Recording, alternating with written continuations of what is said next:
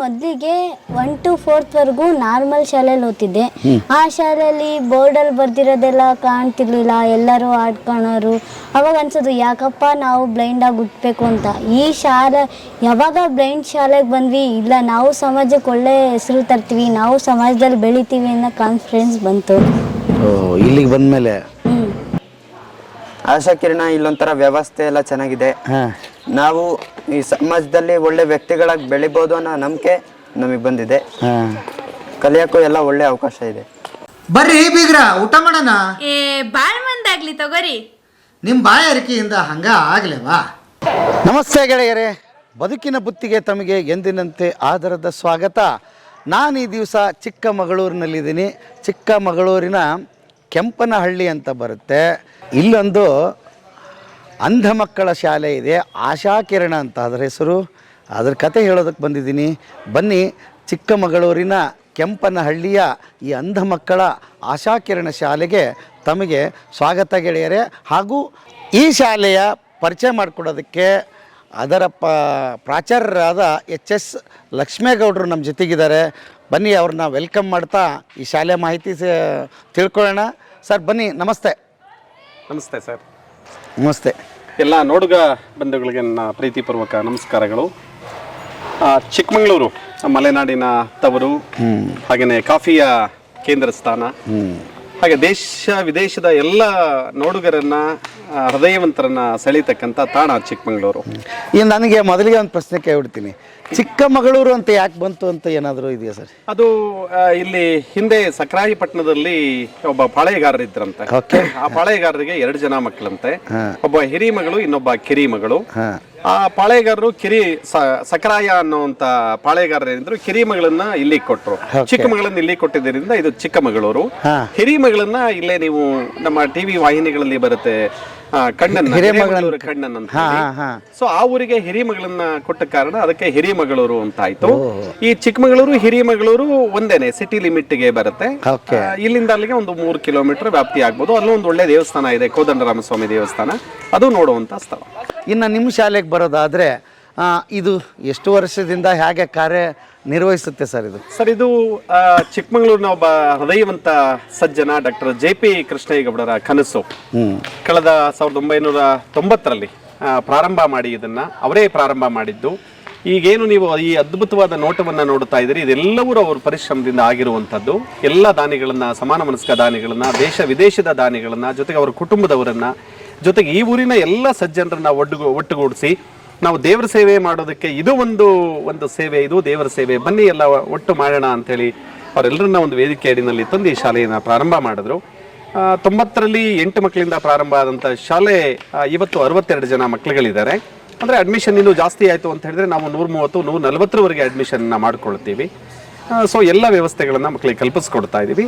ಜೊತೆಗೆ ಮೊದಲನೇದಾಗಿ ಇಲ್ಲಿ ನೋಟ ಬಹಳ ಬ್ಯೂಟಿಫುಲ್ ಸರ್. ನಾನು ಹಾಸನದಿಂದ ಬಂದಿರುವಂತವನಿಲ್ಲಿ, ನಂದು ಒಂದು ಹಾಸನದ ಹತ್ರ ಹಳ್ಳಿ, ಬೇಲೂರು ಮತ್ತೆ ಹಳೇಬೀಡು ಮಧ್ಯದಲ್ಲಿ.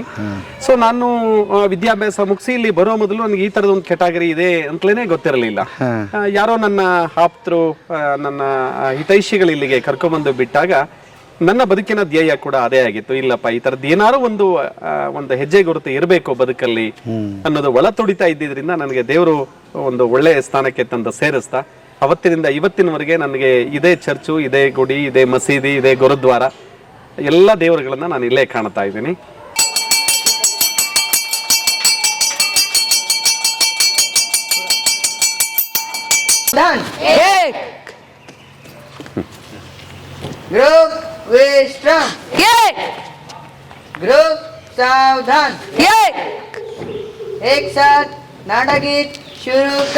जय भारत जननीय तनु जाते, जय हे कर्नाटक माते, जय सुंदर नदी वनಗಳ ನಾಡೆ, ಜಯ ಹೇ ರಸ ಋಷಿಗಳ ಪೀಡೆ.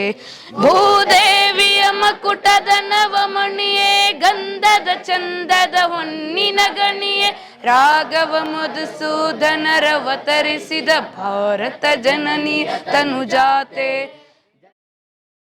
ಅದರಲ್ಲೂ ವಿಶೇಷವಾಗಿ ನಾನು ಹೇಳಿದ್ನಲ್ಲ, ಕೃಷ್ಣೇಗೌಡರು ಅನ್ನುವಂಥವರ ಸಾರಥ್ಯದಲ್ಲಿ ಅವರ ಆಡಳಿತ ಮಂಡಳಿ ಇಲ್ಲಿ ನಮ್ಮೆಲ್ಲರನ್ನ ಮನೆ ಮಕ್ಕಳ ಹಾಗೆ ನೋಡ್ಕೊಳ್ತಾ ಇದೆ.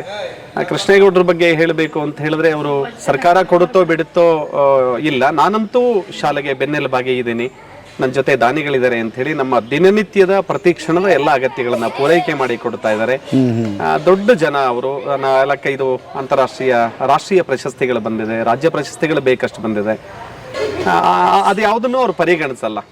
ಆಮೇಲೆ 30 ವರ್ಷಗಳಿಂದ ಈ ಮಕ್ಕಳ ಎಲ್ಲ ಆರೋಗ್ಯವನ್ನ ಅವರೇ ನೋಡ್ಕೊಳ್ತಾ ಇದ್ದಾರೆ, ನಮ್ಮ ಎಂಪ್ಲಾಯ್ ಆರೋಗ್ಯವನ್ನ ನೋಡ್ಕೊಳ್ತಾ ಇದ್ದಾರೆ.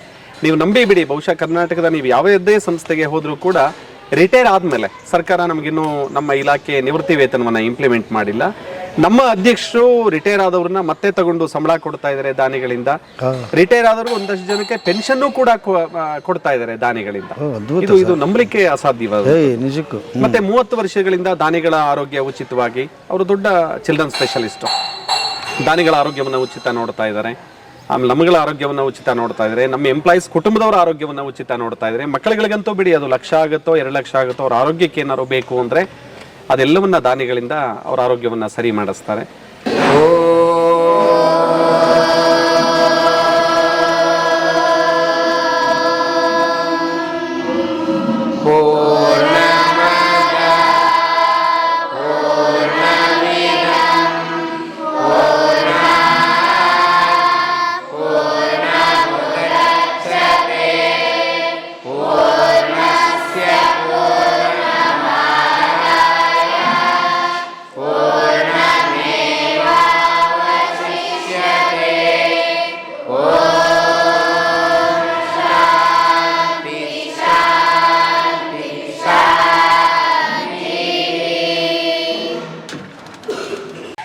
ವ್ಯಕ್ತಿಯ ಹೊಗಳಿಕೆಗಾಗಿ ಹೇಳುವಂತದ್ದಲ್ಲ, ಇದು ಕರಳು ಭಾಷೆ.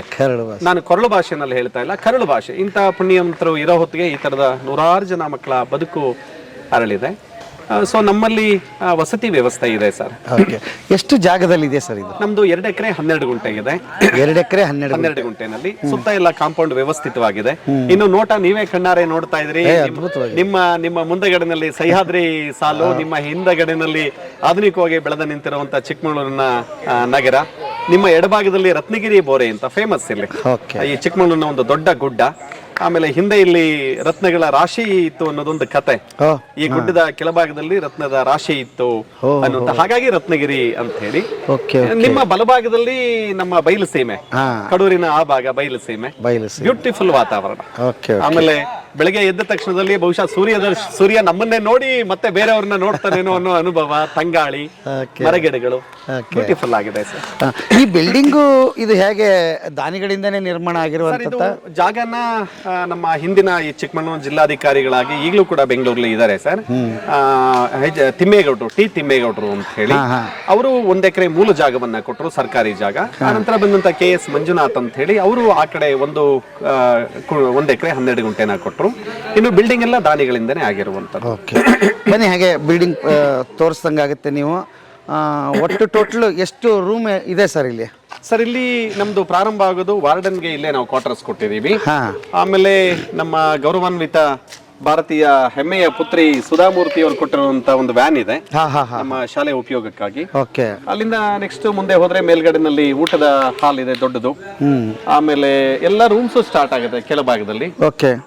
ಆಮೇಲೆ ಮೇಲ್ಭಾಗದಲ್ಲಿ ಸಂಪೂರ್ಣವಾಗಿ ಹೆಚ್ಚು ಕಡಿಮೆ 150 ಅಡಿ ಮತ್ತೆ 20-25 ಅಡಿನಲ್ಲಿ ಗಂಡ್ಮಕ್ಳಿಗೆ ಒಂದು ದೊಡ್ಡ ಹಾಸ್ಟೆಲ್ ಇದೆ. ಅಲ್ಲಿ ಅವ್ರಿಗೆ ಏನ್ ಬೇಕೋ ಹಾಸಿಗೆ, ಹೊದಿಕೆಗಳು, ಮತ್ತೆ ಅವರು ವಸ್ತುಗಳನ್ನ ಇಟ್ಕೊಳ್ಳೋದಕ್ಕೆ ಕಪಾಟುಗಳು, ಆ ಎಲ್ಲ ವ್ಯವಸ್ಥೆಗಳನ್ನ ಮಾಡಿಕೊಟ್ಟಿದೀವಿ. ಮತ್ತೆ ಆ ಕಡೆ ಭಾಗದಲ್ಲಿ ಹೆಣ್ಮಕ್ಳ ಹಾಸ್ಟೆಲ್ ಇದೆ. ಹೆಣ್ಣು ಮಕ್ಕಳು ಗಂಡು ಮಕ್ಕಳು ಸರಿಸಮಾನವಾಗಿ. ಓಕೆ, ಎಷ್ಟನೇ ತರಗತಿಯಿಂದ ಎಷ್ಟರವರೆಗೆ ಇಲ್ಲಿ ವಿದ್ಯಾಭ್ಯಾಸ? 10ನೇ ಕ್ಲಾಸ್ ವರೆಗೆ ಸರ್. 1ರಿಂದ 10th ವರೆಗೆ ವಿದ್ಯಾಭ್ಯಾಸ ಹೇಳ್ಕೊಡ್ತೀವಿ. ಮಾಮೂಲಿ ಏನು ರಾಜ್ಯ ಪಠ್ಯಕ್ರಮ ಇದೆ ಅದನ್ನೆಲ್ಲ ಹೇಳ್ಕೊಡ್ತೀವಿ. ಅದರ ಜೊತೆನಲ್ಲಿ ಸಂಗೀತ ಹೇಳ್ಕೊಡ್ತೀವಿ, ಸಪರೇಟ್ ಟೀಚರ್ ಇದ್ದಾರೆ. ಮತ್ತೆ ತಾಳವಾದ್ಯ ಟೀಚರ್ ಇದ್ದಾರೆ. ಆಮೇಲೆ ಹಾರ್ಮೋನಿಯಂ, ಕೀಬೋರ್ಡ್ ಅದೆಲ್ಲವೂ ಅದಕ್ಕೆ ಜಾಯಿನ್ ಆಗುತ್ತೆ. ಮತ್ತೆ ರೀಕೇನ್, ಬುಟ್ಟಿ ಹೆಣಿಯೋದು, ಚೇರ್ ಹೆಣಿಯೋದು, ಮತ್ತೆ ವಾಜ್, ಅಲಂಕಾರಿಕ ವಾಜ್ ಇರುತ್ತಲ್ಲ ಅದನ್ನ ಹೇಳ್ಕೊಡೋಕೆ ಸಪರೇಟ್ ಟೀಚರ್ ಇದ್ದಾರೆ. ಕಂಪ್ಯೂಟರ್ ಲ್ಯಾಬ್ ಇದೆ. ಆಮೇಲೆ ಯೋಗದ ಒಂದು ದೊಡ್ಡ ಹಾಲ್ ಇದೆ, ಯೋಗ ತರಬೇತಿ ಕೂಡ ಕೊಡ್ತೀವಿ. ಇನ್ನು ಕರಾಟೆಯನ್ನ ಕೂಡ ಸಕಾಲಿಕವಾಗಿ ಕರಾಟೆ ತರಬೇತಿ ಕೊಡ್ತೀವಿ. ಒಟ್ಟಾರೆಯಾಗಿ ಸಮಾಜದಿಂದ ಏನೇನು ಸಜ್ಜನ ನಿಮಗೆ ಕೊಡ್ತೀವರಪ್ಪ ನಾವು ಪ್ರೀತಿ ಪೂರ್ವಕವಾಗಿ ಅಂತ ಹೇಳಿ ಸೇವೆ ಕೊಡೋದಕ್ಕೆ ಬರ್ತಾರೆ, ಎಲ್ಲವನ್ನ ನಾವು ತಲುಪಿಸೋ ಕೆಲಸ, ಮಕ್ಕಳಿಗೆ ತಲುಪಿಸುವಂತ ಕೆಲಸವನ್ನ ಮಾಡ್ತಾ ಇದೀನಿ. ಬಹಳ ಹೆಮ್ಮೆ ಇದೆ ಸರ್. ನಿಜವಾಗ್ಲೂ ಬಹಳ ನಾವು ಧನ್ಯರು ಅಂತ ಹೇಳಿ ನನ್ನ ಭಾವ, ನನಗೆ ಧನ್ಯತಾ ಭಾವ. ಇಲ್ಲಿ ಕೆಲಸ ಮಾಡ್ತಾ ಇದೀವಪ್ಪ, ಜನ್ಮ ಸಾರ್ಥಕ ಅನ್ನೋ ಭಾವ ನಮ್ಮದು. ಎಷ್ಟು ವರ್ಷ ಆಯ್ತು ಸರ್ ನಿಮ್ಮ ಎಕ್ಸ್ಪೀರಿಯನ್ಸ್? ನಾನು 1990ರಲ್ಲಿ ಇಲ್ಲಿಗೆ ಬಂದೆ ಸರ್. ನಾನು ಮೂಲತಃ ಹೆಚ್ಚು ಕಡಿಮೆ ಇದು ಹುಟ್ಟದಾಗಿಂದ ಇದೀರಿ ನೀವು ಈ ಇಲ್ಲ, ಇದು 90ರಲ್ಲಿ ಹುಟ್ಟು, ನಾನು 99ರಲ್ಲಿ ಬಂದೆ. 99ರಲ್ಲಿ ನಾನು ಇಲ್ಲಿಗೆ ಬಂದೆ. 23ನೇ ವರ್ಷದಲ್ಲಿ ಇದೆ. 23 ವರ್ಷ, ದೊಡ್ಡ ಸಾಧನೆ ಸರ್. 18 ವರ್ಷ ಪ್ರೌಢಶಾಲಾ ಶಿಕ್ಷಕನಾಗಿ ಕೆಲಸ ಮಾಡಿದೆ. ಈಗ ಒಂದು 4 ವರ್ಷದಿಂದ ಪ್ರಭಾರಿ ಮುಖ್ಯ ಶಿಕ್ಷಕನಾಗಿ ಕೆಲಸ ಮಾಡ್ತಾ ಇದ್ದೀನಿ. ಮನ್ಸು ಮಾಡಿದ್ರೆ ಎಲ್ಲಿಗೆ ಬೇಕಾದ್ರೂ ಅಲಂಕರಿಸಬಹುದಾಗಿತ್ತು ತಾವು, ಇದನ್ನ ಆಯ್ಕೆ ಮಾಡ್ಕೊಂಡ. ಖಂಡಿತ ಸರ್, ಖಂಡಿತ. ಇಲ್ಲ, ಅದು ಬಹುಶಃ ದುಡ್ಡು ಕೊಡುವಂತ ತೃಪ್ತಿಗಿಂತ ಅದೆಷ್ಟೋ ಪ್ರಮಾಣದ ತೃಪ್ತಿಯನ್ನ ಈ ಸೇವೆ ಕೊಡ್ತಾ ಇದೆ. ಆಮೇಲೆ ನಾನು ಕಣ್ಣು ತುಂಬಿಕೊಳ್ತಾ ಇದ್ದೀನಿ. ಈಗ ದೇವರು ಇದನ್ನೇ ಇಲ್ಲ ನಮಗೆ ಗೊತ್ತಿಲ್ಲ, ನಾವು ಬರೀ ದೇವಸ್ಥಾನಕ್ಕೆ ಹೋಗ್ತೀವಿ, ಪೂಜೆ ಮಾಡ್ತೀವಿ. ಆದ್ರೆ ಕೃಷ್ಣೇಗೌಡರಂತ ಒಬ್ಬ ಸಜ್ಜನ ಪ್ರತಿ ಕ್ಷಣ ಸಮಾಜಕ್ಕಾಗಿ ತುಡಿಯುವಂತ ವ್ಯಕ್ತಿಗಳ ಜೊತೆ ನಾವಿದೀವಲ್ಲ ಸರ್, ಅದು ನಮ್ಮ ಭಾಗ್ಯ. ಏನಮ್ಮ ನಿಮ್ಮ ಹೆಸರು? ಮನೋಜ್ಞ ಅಂತ. ಮನೋಜ್ಞ. ಓ, ಹೆಸರು ಬಹಳ ಚೆನ್ನಾಗಿದೆ ನಿಮ್ದು. ಯಾವೂರು? ನಮ್ದು ಚಿತ್ರದುರ್ಗ ಜಿಲ್ಲೆ ಚಳ್ಳಕೆರೆ ತಾಲೂಕು, ಗ್ರಾಮ ನಗರಂಗೆರೆ. ಹೌದಾ? ಇಲ್ಲಿಗೆ ಹೇಗೆ ಗೊತ್ತಾಯ್ತು ಇಲ್ಲಿಗೆ ಬಂದು ನೀವು ಸೇರ್ಬೇಕು ಅಂತ? ನಾನು ಮೊದಲಿಗೆ 1 to 4th ವರೆಗೂ ನಾರ್ಮಲ್ ಶಾಲೆಯಲ್ಲಿ ಓದ್ತಿದ್ದೆ. ಆ ಶಾಲೆಯಲ್ಲಿ ಬೋರ್ಡಲ್ಲಿ ಬರ್ದಿರೋದೆಲ್ಲ ಕಾಣ್ತಿರ್ಲಿಲ್ಲ, ಎಲ್ಲರೂ ಆಡ್ಕೊಳೋರು. ಅವಾಗ ಅನ್ಸೋದು ಯಾಕಪ್ಪ ನಾವು ಬ್ಲೈಂಡಾಗಿ ಹುಟ್ಟಬೇಕು ಅಂತ. ಈ ಶಾಲೆ ಯಾವಾಗ ಬ್ಲೈಂಡ್ ಶಾಲೆಗೆ ಬಂದ್ವಿ, ಇಲ್ಲ ನಾವು ಸಮಾಜಕ್ಕೆ ಒಳ್ಳೆ ಹೆಸರು ತರ್ತೀವಿ, ನಾವು ಸಮಾಜದಲ್ಲಿ ಬೆಳಿತೀವಿ ಅನ್ನೋ ಕಾನ್ಫಿಡೆನ್ಸ್ ಬಂತು. ಓ, ಇಲ್ಲಿಗೆ ಬಂದಮೇಲೆ ಏನು ಓದ್ತಾ ಇದ್ದೀರಿ ನೀವು? ನಾ 10th ಸ್ಟ್ಯಾಂಡರ್ಡ್ ಓದ್ತಿದ್ದೀನಿ. 10th ಓದ್ತಾ ಇದ್ರಿ.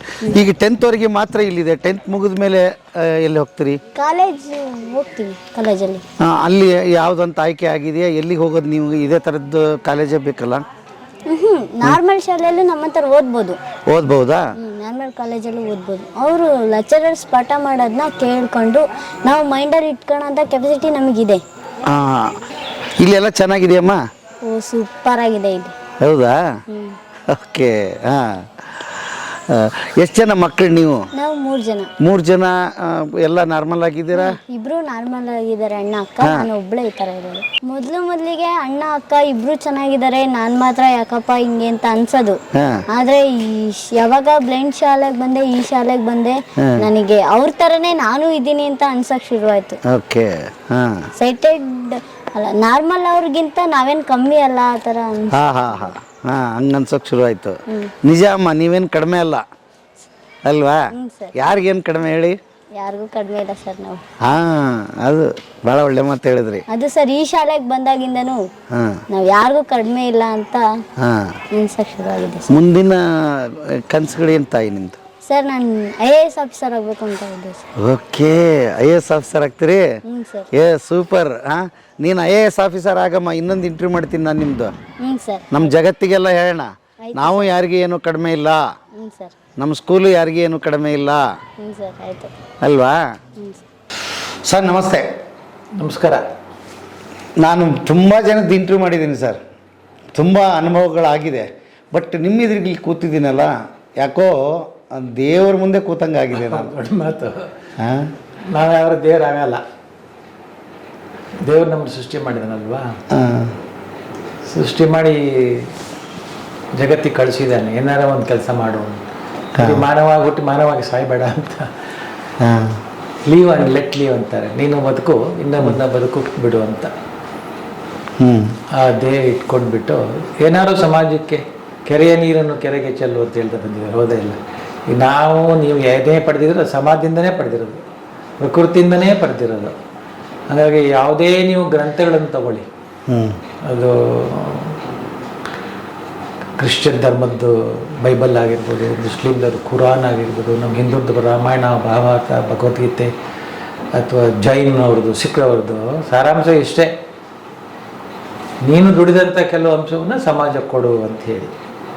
5% ಆದರೂ ಕೂಡ. ಮತ್ತು ಸಮಾಜದಲ್ಲಿ ಇರ್ತಕ್ಕಂಥವ್ರು ಚೆನ್ನಾಗಿ ಬಾಳಿ, ಮನುಷ್ಯಾಗಿ ಬಾಳಿ, ಇನ್ನೊಬ್ಬರಿಗೆ ತೊಂದರೆ ಕೊಡಬೇಡಿ, ಅತ್ಯಾಚಾರ, ಅನಾಚಾರ, ವೈವಿಚಾರ ಮಾಡಬೇಡಿ ಅನ್ನತಕ್ಕಂಥದ್ದೇ ಎಲ್ಲ ಧರ್ಮಗಳ ಸಾರಾಂಶ.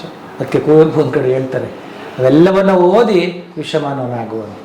ಅಂದರೆ ಇರತಕ್ಕ ಅಂಶಗಳನ್ನು ತಗೊಂಡು ಆಗೋ. ನನ್ನ ಆರಾಧ್ಯ ಕವಿ ಕುವೆಂಪು ಅವರ ವಿಶ್ವಮಾನವ ಸಂದೇಶವನ್ನು 3 ಭಾಷೆಗಳಲ್ಲಿ, ಕನ್ನಡ, ಆಂಗ್ಲ ಮತ್ತು ಹಿಂದಿಯಲ್ಲಿ, ನಾನು ಎಲ್ಲೆಲ್ಲಿ ಹೋಗ್ತೀನಿ ವಿದೇಶ ಪ್ರಯಾಣ ತಗೊಂಡು ಹೋಗ್ಬಿಟ್ಟು ಅದನ್ನೆಲ್ಲ ಸಾವಿರಾರು, ಒಂದು 30,000 ಹಂಚಿರ್ಬೋದು ಇದುವರೆಗೆ. ವಿಶ್ವಮಾನವ ಸಂದೇಶ, ಮನುಜಮತ, ವಿಶ್ವಪಥ, ಸರ್ವೋದಯ, ಸಮನ್ವಯ, ಪೂರ್ಣ ದೃಷ್ಟಿ.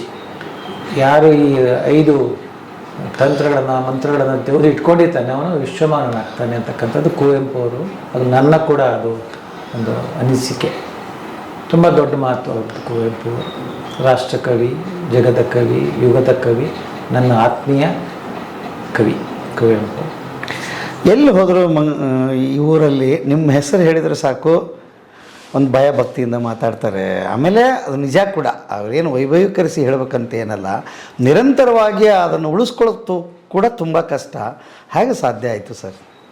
ಬಹುಶಃ ಇದು ನನಗೆ ಅರಿವಿಲ್ಲದಲ್ಲಿ ಆಗ್ತಿರ್ತಕ್ಕಂಥ ಒಂದು ಸತ್ಯ ಅಂತ ಕಾಣುತ್ತೆ. ಅರಿವಿಲ್ಲ ನನಗೆ ಯಾಕೆ ಹಿಂಗಾಗ್ತಿದೆ, ಯಾಕೆ ಜನ ಪ್ರೀತಿ ಮಾಡ್ತಿದ್ದಾರೆ ಅಂತ. ಬಹುಶಃ ನನ್ನ ಗುರು ಹಿರಿಯರ ತಂದೆ ತಾಯಿಯರ ಆಶೀರ್ವಾದ. ನಾನು ಜೋಳದಾಳ ಅಂತ ಇಲ್ಲಿಂದ 10 ಕಿಲೋಮೀಟ್ರು ಹಳ್ಳಿ, ಕುಗ್ರಾಮ. ಅಲ್ಲಿ ನಾನು ಪ್ರಾಥಮಿಕ ಮತ್ತು ಮಾಧ್ಯಮಿಕ ಶಾಲೆಯನ್ನು ಕಲಿತೆ. ಅಲ್ಲಿ ನನಗೆ ಭಾಳ ಅಚ್ಚುಮೆಚ್ಚಿನ ದಿವಂಗತ ಕೇಶವಮೂರ್ತಿ ಅಂತ ಶಿಕ್ಷಕರಿದ್ದರು. ಆಗಲಿ ನಾನು ಕೇಳ್ತಿದ್ರು, ನೀನು ಓದಿ ಏನಾಗ್ತೀಯಾ ಅಂಥೇಳಿ. ನಾನು ಅವಾಗಲಿಂದನೇ ಇತ್ತು ನೋಡಿ, ಬಹುಶಃ 8-10 ವರ್ಷ ಇರುವ ಡಾಕ್ಟ್ರ್ ಆಗಬೇಕು, ಸರ್ ಡಾಕ್ಟ್ರ್ ಆಗ್ತೀನಿ ಅಂತೇಳಿ. ಏಕಾಗ್ತೀನಿ ಡಾಕ್ಟರ್, ದುಡ್ಡು ಮಾಡೋಕ್ಕೇನೋ ಅಂತ ಕೇಳ್ತಿದ್ರು. ಇಲ್ಲ ಸರ್, ಎರಡೂ ಮಾಡ್ಬೋದು, ಸೇವೆನೂ ಮಾಡ್ಬೋದು, ಜೊತೆ ದುಡ್ಡು ಮಾಡ್ಬೋದು.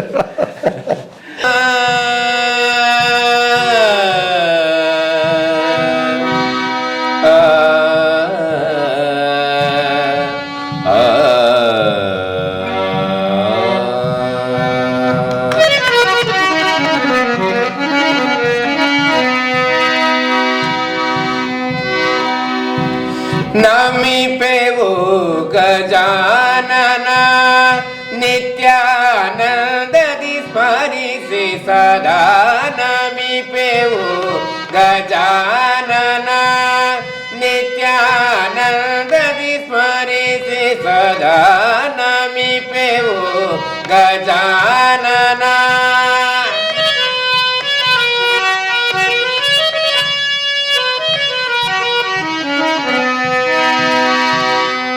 ಕರುಣಮೂರ್ತಿ ಹರಸುತ ಸುರಮುನಿ ಗಣ ಪೂಜಿತ.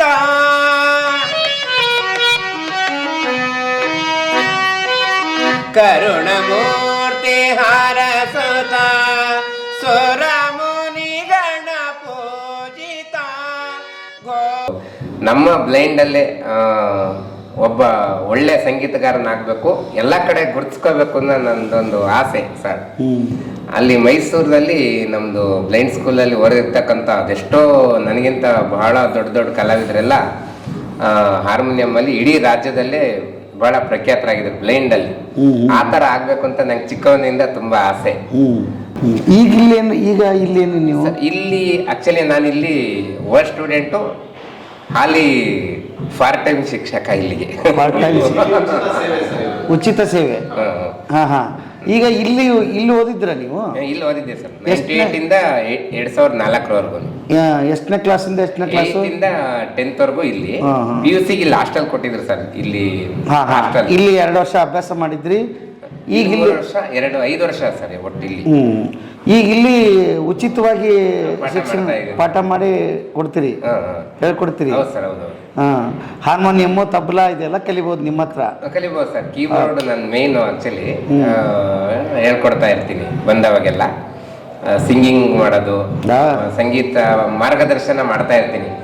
2018ನಲ್ಲಿ ವಿಷನ್ ಕಂಪ್ಲೀಟ್ ಲಾಸ್ ಆಯಿತು. ಆ ಒಂದು ಸಂದರ್ಭದಲ್ಲೇ ಗೊತ್ತಾದಂತಹದ್ದು ನನಗೆ, ಎಸ್ ಇಲ್ಲಿ ಒಂದು ಶಾಲೆ ಇದೆ ಅಂತ ಹೇಳಿ.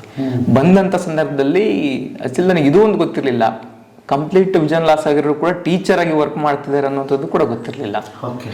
2018ರಲ್ಲಿ 18ರ ಒಂದು ಡಿಸೆಂಬರ್ ಅವಧಿನಲ್ಲಿ ಏನು ಬಂದನೋ ಆವಾಗಲೇ ಗೊತ್ತಾದಂತಹದ್ದು.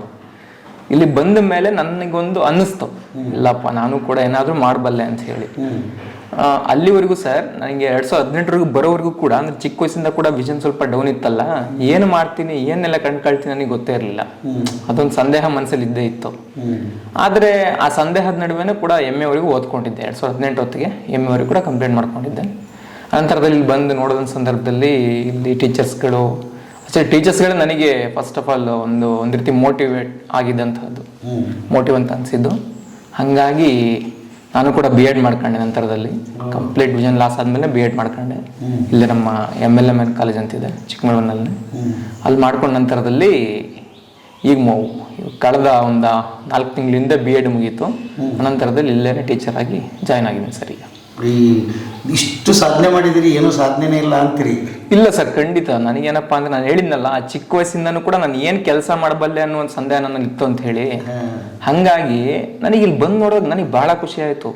ಇಲ್ಲಪ್ಪ, ನನಗೊಂದು ಲೈಫ್ ಇದೆಯಲ್ಲ, ಎಸ್ ನಾನು ದುಡ್ಕೊಂಡು ತಿನ್ಬಲ್ಲೆನಲ್ಲ, ನನ್ನ ಅಪ್ಪ ಅಮ್ಮನೂ ಕೂಡ ಸಾಕಬಲ್ಲೆನಲ್ಲ ಅಂತ ಹೇಳಿ ಅನ್ನಿಸ್ದಾಗ ನನಗೊಂದು ಸಂತೋಷ ಆಗಿ ಎಸ್ ಏನಾದರೂ ಮಾಡಬಹುದು ಅಂತ ಅಂದ್ಕೊಂಡು ಇಲ್ಲಿ ಟೀಚರ್ಸ್ಗಳು ನೋಡಿ ನನಗೆ ಗೊತ್ತರ ಅದು ಹೇಳಿದ್ನಲ್ಲ, ಮೋಟಿವೇಟ್ ಆಗಿ ಅನಂತರದಲ್ಲಿ ಬಿ ಎಡ್ ಮುಗಿಸ್ಕೊಂಡು ಇಲ್ಲಿ ಬಂದಂತಹದ್ದು. ಏನು ಅನ್ಸುತ್ತೆ ಈ ಸಾಧನೆಗೆ ಹಿಂತಿರುಗಿ ನೋಡಿದಾಗ? ಖುಷಿ ಅನ್ಸುತ್ತಾ? ಖಂಡಿತ ಸರ್, ಖುಷಿ ಅಂತ ಅನ್ಸುತ್ತೆ. ಯಾಕೆಂತಂದ್ರೆ ಈಗ ಒಂದು ವಾರ ಅನ್ನನೇ ಕಂಡಿರಲ್ಲ ಅವನು, ಅಂತವನಿಗೆ ಅನ್ನ ಸಿಕ್ಕಿದಾಗ ಎಷ್ಟು ಖುಷಿ ಆಗುತ್ತೆ. ನನಗೂ ಹಂಗೆ ಅನ್ಸಿದ್ದು. ನನಗೆ ಕೆಲಸ ಮಾಡ್ತೀನಿ ಅಂತ ಗೊತ್ತೇ ಇರಲಿಲ್ಲ, ಇಂಥ ಕೆಲಸ ನಾನು ಮಾಡಬಲ್ಲೆ, ಇಂಥ ಸಾಮರ್ಥ್ಯ ಇದೆ ಅಂತ ಗೊತ್ತೇ ಇರಲಿಲ್ಲ ನನಗೆ. ಎಸ್, ಟೀಚರ್ಸ್ ಆಗಿ ವರ್ಕ್ ಮಾಡ್ತಿದಾರಲ್ಲ, ನನಗೆ ಅನ್ನಿಸ್ತಾವಾಗ ನಾನು ಯಾಕೆ ಆಗಬಾರ್ದು, ನಾನು ಕೂಡ ಸ್ವಲ್ಪ ಓದ್ಕೊಂಡಿದ್ದೀನಿ ಅಲ್ಪ ಸ್ವಲ್ಪ ಅಂತ ಅಂದ್ಕೊಂಡು ಆ ಒಂದು ಕಡೆ ಗಮನ ಹರಿದ್ಬಿಟ್ಟು ಬಿ ಎಡ್ ಮಾಡ್ಕೊಂಡು ಈ ಕಡೆ ಬಂದೆ. ನಂತರ ಅಪ್ಪ ಅಮ್ಮ ಎಲ್ಲಿ, ಯಾವ ಊರು ನಿಮ್ಮದು? ನಂದು ಇಲ್ಲೇ ಸರ್, ಒಂದು 6 ಕಿಲೋಮೀಟರ್ ದೂರದಲ್ಲಿದೆ ಊರು, ಗೌನಹಳ್ಳಿ ಅಂತ ಹೇಳಿ. ಅಪ್ಪ ಅಮ್ಮನೂ ಕೂಡ ಕೂಲಿ ಕೆಲಸ ಮಾಡ್ತಾರೆ ಸತಿ. ನಿಮ್ಗೆ ಬೈ ಬರ್ತಾ ಇದು ಆಗಿತ್ತು ಅಥವಾ? ಬೈ ಬರ್ತು ಸರ್, ನನಗೆ ಹೆಚ್ಚು ಅಂದರೆ ಒಂದು 50-60% ವಿಷನ್ ಇತ್ತು ಅನ್ಸುತ್ತೆ ಅಷ್ಟೇ, 2 ಐಗಳಲ್ಲೂ ಕೂಡ. 2005ರಲ್ಲಿ ಹಿಂಗೇನೆ ಆಟ ಆಡುವಾಗ ಕಾರಿಗೆ ಬಾಲಲ್ಲಿ ಪೆಟ್ಟು ಬಿತ್ತು ರೈಟ್ ಐಗೆ. ರೈಟ್ ಐಗೆ ಪೆಟ್ಟು ಬಿದ್ದಿದ್ದು ಅದು 2005ರಲ್ಲೇ ಅದು ಫುಲ್ಲು ಹೋಯ್ತು ವಿಷನ್. 1 ಐದು, ಇನ್ನೊಂದು ಐ ಉಳ್ಕೊಂಡಿತ್ತಲ್ಲ ಲೆಫ್ಟ್ ಐ, ಅದರಲ್ಲಿ ಏನೊಂದು 50 ಭಾಗ ಇತ್ತು ಅನ್ಸುತ್ತೆ ಅಷ್ಟೊತ್ತಿಗೆ. ಆ 2005ರಲ್ಲಿ 50 ಭಾಗ ಇದ್ದಂತಹದ್ದು 2018ರ ವೇಳೆಗಾಗ್ಲೇನೆ ಒಂದು 30-20% ಬಂದ್ಬಿಡ್ತು. ಅಂದ್ರೆ ಕಾಣಿಸ್ತಿತ್ತು ಸ್ವಲ್ಪ. ಈಗ 2005ರಲ್ಲಿ ನನಗೆ 10 ಅಡಿ ದೂರ ಒಬ್ಬ ಮನುಷ್ಯ ಇದ್ರೆ ನಾನು ಗುರ್ತಿಡಿತೀನಿ. ಅದೇ 2018ಕ್ಕೆ ಬಂದಾಗ ಒಂದ 3-4 ಅಡಿ ದೂರ ಇದ್ರು ಕೂಡ ಆ ಮನುಷ್ಯ ಯಾರಂತ ನನಗೆ ಗೊತ್ತಾಗೋದಿಲ್ಲ. ಆ ಮನುಷ್ಯ ನಿಂತಿನಂತ ಗೊತ್ತಾಗುತ್ತೆ, ಅದು ಯಾರು ಅಂತ ಗೊತ್ತಾಗೋದಿಲ್ಲ. ಆ ತರ ಪ್ರಾಬ್ಲಮ್. ಈಗ ಕಂಪ್ಲೀಟ್ ವಿಷನ್ ಲಾಸ್ ಸರ್. ಅದೇ ಹೋಗ್ಬಿಟ್ಟಿದ್ರೆ ಸರಿ, ಅದಕ್ಕೆ ಅಡ್ಜಸ್ಟ್ ಆಗ್ಬಿಟ್ಟಿರ್ತೀವಿ. ಹೌದಲ್ಲ, ಹೌದು. ಮೊದಲೇ ಕಾಣಿಸೋದಿಲ್ಲ, ಬೈ ಬರ್ತಾ ಇದ್ರೆ ಹಿಂಗ ಮಧ್ಯದಲ್ಲಿ ಹೋಗುವಾಗ ಹಂಗ ಹೋಗ್ಬಿಟ್ಟಾಗ ಏನ್ ಅನಿಸ್ತು ಅವಾಗ? ನನ್ನ ಲೈಫ್ ಎಂಡ್ ಅಂತ ಅನಿಸ್ತು ಸರ್. ಎಂಡ್ ಅಂತ ಅನ್ನಿಸ್ತು. ಈ ಶಾಲೆ ಬಗ್ಗೆ ಗೊತ್ತಿಲ್ಲದೇನೆ ಬೇರೆ ಕೆಲವು ಆಲೋಚನೆಗಳು ಕೂಡ ಬಂದವು ನನಗೆ. ನಮ್ಮ ಅಪ್ಪ ಅಮ್ಮಂಗೆ ಭಾರ ಆಗ್ಬಿಡ್ತೀನಲ್ಲ ನಾನು ಕೊನೆವರೆಗೂ. ಅಂದ್ರೆ ಅಷ್ಟು ದಿವಸ ನನಗೆ ಸ್ವಲ್ಪ ಕಾಣ್ತಾ ಇತ್ತು, ಏನೋ ಒಂದು ಮಾಡ್ಕೊಂಡಿದ್ದೆ. ಅಂದ್ರೆ ಚಿಕ್ಕ ಪುಟ್ಟ ಕೆಲಸಗಳನ್ನ ನಾನು ಮಾಡ್ಕೊಳ್ತಾ ಇದ್ದೆ. ಆ ಒಂದು ಸಂದರ್ಭದಲ್ಲಿ ಏನೂ ಅನ್ಸಿರ್ಲಿಲ್ಲ. ನಮ್ಮ ಅಪ್ಪ ಅಮ್ಮನ ನಾನು ನೋಡ್ಕೊಳ್ಬೇಕು. ಇಂಥ ಸಂದರ್ಭದಲ್ಲಿ ನನಗೆ ಹಿಂಗಾಯ್ತಲ್ಲ. 5 ವರ್ಷಗಳಿಂದ ನನಗೆ ಆಗಿದ್ದಂಥದ್ದು. 5 ವರ್ಷ ಅಂದ್ರೆ ನನಗೆ 24ನೇ ಏಜ್ನಲ್ಲಿ ಕಂಪ್ಲೀಟ್ ಲಾಸ್ ಆಗಿದ್ದು. ನಾನು ಈ ವಯಸ್ಸಿನಲ್ಲಿ ನಮ್ಮ ಅಪ್ಪ ಅಮ್ಮನ ನೋಡ್ಕೊಳ್ಬೇಕು, ಅವ್ರು ನನ್ನ ನೋಡ್ಕೊಳ್ಳಂಗಾಯ್ತಲ್ಲ ಅಂತ ನನಗೆ ಭಾಳನೇ ನೋವಾಗಿ, ಈ ಶಾಲೆ ಗೊತ್ತಿತ್ತು ನನಗೆ, ಈ ಶಾಲೆ ಬಗ್ಗೆ ಕೇಳಿದ್ದೆ. ಅನಂತರದಲ್ಲಿ ನಾನೇ ಹುಡ್ಕೊಂಡ್ ಬಂದೆ, ನೋಡೋಣ ಈ ಶಾಲೆಯಲ್ಲಿ ಹೆಂಗಿದ್ದಾರೆ ಮಕ್ಕಳು, ಏನಂದ್ರೆ ಮಕ್ಕಳು ಇಲ್ಲಿ ಓದ ನಂತರದಲ್ಲಿ ಏನು ಮಾಡ್ತಾರೆ ತಿಳ್ಕೊಳ್ಳೋಣ ಅಂತ ಹೇಳಿ ಒಂದ್ಸಲ ನಮ್ಮ ಲಕ್ಷ್ಮಣ್ ಸರ್ನೇ ಒಂದ್ಸಲ ಮೀಟ್ ಮಾಡಿದ್ದೆ ನಾನು. ಬಹುಶಃ ನೆನಪಿರ್ಬೋದು ಒಂದ್ಸಲ ಲಕ್ಷ್ಮಣ್ ಸರ್ಗೆ. 2019 ಡಿಸೆಂಬರ್ 3 2019 ಡಿಸೆಂಬರ್ 3ರಲ್ಲಿ ಡಿಸ್ಟ್ರಿಬ್ಯೂಟಿಗೆ ಬಂದಿದ್ರಿ ಮಕ್ಕಳನ್ನ ಕರ್ಕೊಂಡು. CT ಸರ್ ಭಾಷಣ ಮಾಡ್ತಾ ಇದ್ರು. ನಾನು ನಿಮ್ಮನ್ನು ಮಾತಾಡಿಸ್ದೆ, ಒಂದು ಸರಿ ಬನ್ನಿ ಸರ್ ಶಾಲೆಗೆ ಅಂತ ಹೇಳಿದ್ರಿ ನೀವು. ಅನಂತರದಲ್ಲೇ ಒಂದು 3 ಡೇಸ್ ಬಿಟ್ಕೊಂಡು ನಾನು ಈ ಶಾಲೆಗೆ ಬಂದೆ. ಶಾಲೆಗೆ ಬಂದ ಮೇಲೆ ಅದು BG ಚಂದ್ರಶೇಖರ್ ಸರ್ ಅಂತ ಅನ್ಸುತ್ತೆ, ಅವರಿದ್ದರು ಪ್ರಾಂಶುಪಾಲರಾಗಿ. ಅವರನ್ನೇ ನನಗೆ ಎಲ್ಲವನ್ನು ಕೂಡ ಪರಿಚಯ ಮಾಡಿಸ್ಕೊಟ್ಬಿಟ್ಟು ಅನಂತರದಲ್ಲಿ ಬ್ರೈಲ್ ಕೂಡ ಅವರೇ ಕಲಿಸ್ಕೊಟ್ರು. ಬಹುಶಃ ಬ್ರೈಲ್ ಕಲಿಸ್ಕೊಟ್ಟಾದ ನಂತರದಲ್ಲಿ ಕೆಲವೇ ದಿನಗಳಲ್ಲಿ ಅವ್ರಿಗೇನೋ ಸ್ವಲ್ಪ ಆರೋಗ್ಯದಲ್ಲಿ ತೊಂದರೆ ಉಂಟಾಗಿ ತೀರು ಹೋಗ್ಬಿಟ್ರು. ಒಂದು 3 ಮಂತ್ಸ್ ನಾನು ಇಲ್ಲಿ ಬಂದೆ. 3 ಮಂತ್ಸ್ ಬಂದು ಸ್ವಲ್ಪ ಬ್ರೈಲ್ ಎಲ್ಲ ಪ್ರಾಕ್ಟೀಸ್ ಮಾಡಿಕೊಂಡು ಗೊತ್ತಾಯ್ತಲ್ಲ ನನಗೆ ಲೈಫ್ ಇದೆ ನಮಗೂ ಅನ್ನೋಂಥದ್ದು. ನನ್ನ ದಾರಿಲಿ ನಾನು ಹೊರಟೆ. ಆಮೇಲೆ ಬಲಗಾಲಿನ ಮುಂದೆ ಮೇಲ್ ನೋಡಿ, ಎಲ್ಲ ಮೇಲ್ ನೋಡಿ. ಹಿಂದೆ ಹೋಗಿರೋ ಎಡಗಾಲು ಸ್ಟ್ರೈಟ್ ಆಗಿ 2 ವರ್ಷಗಳನ್ನ ನೆನಪು ಕೊತ್ತಬೇಕು. ಆಯ್ತಲ್ಲ, ಬೇರೆ ಮತ್ತೊಮ್ಮೆ ಕಾಲು ಕೂರಿ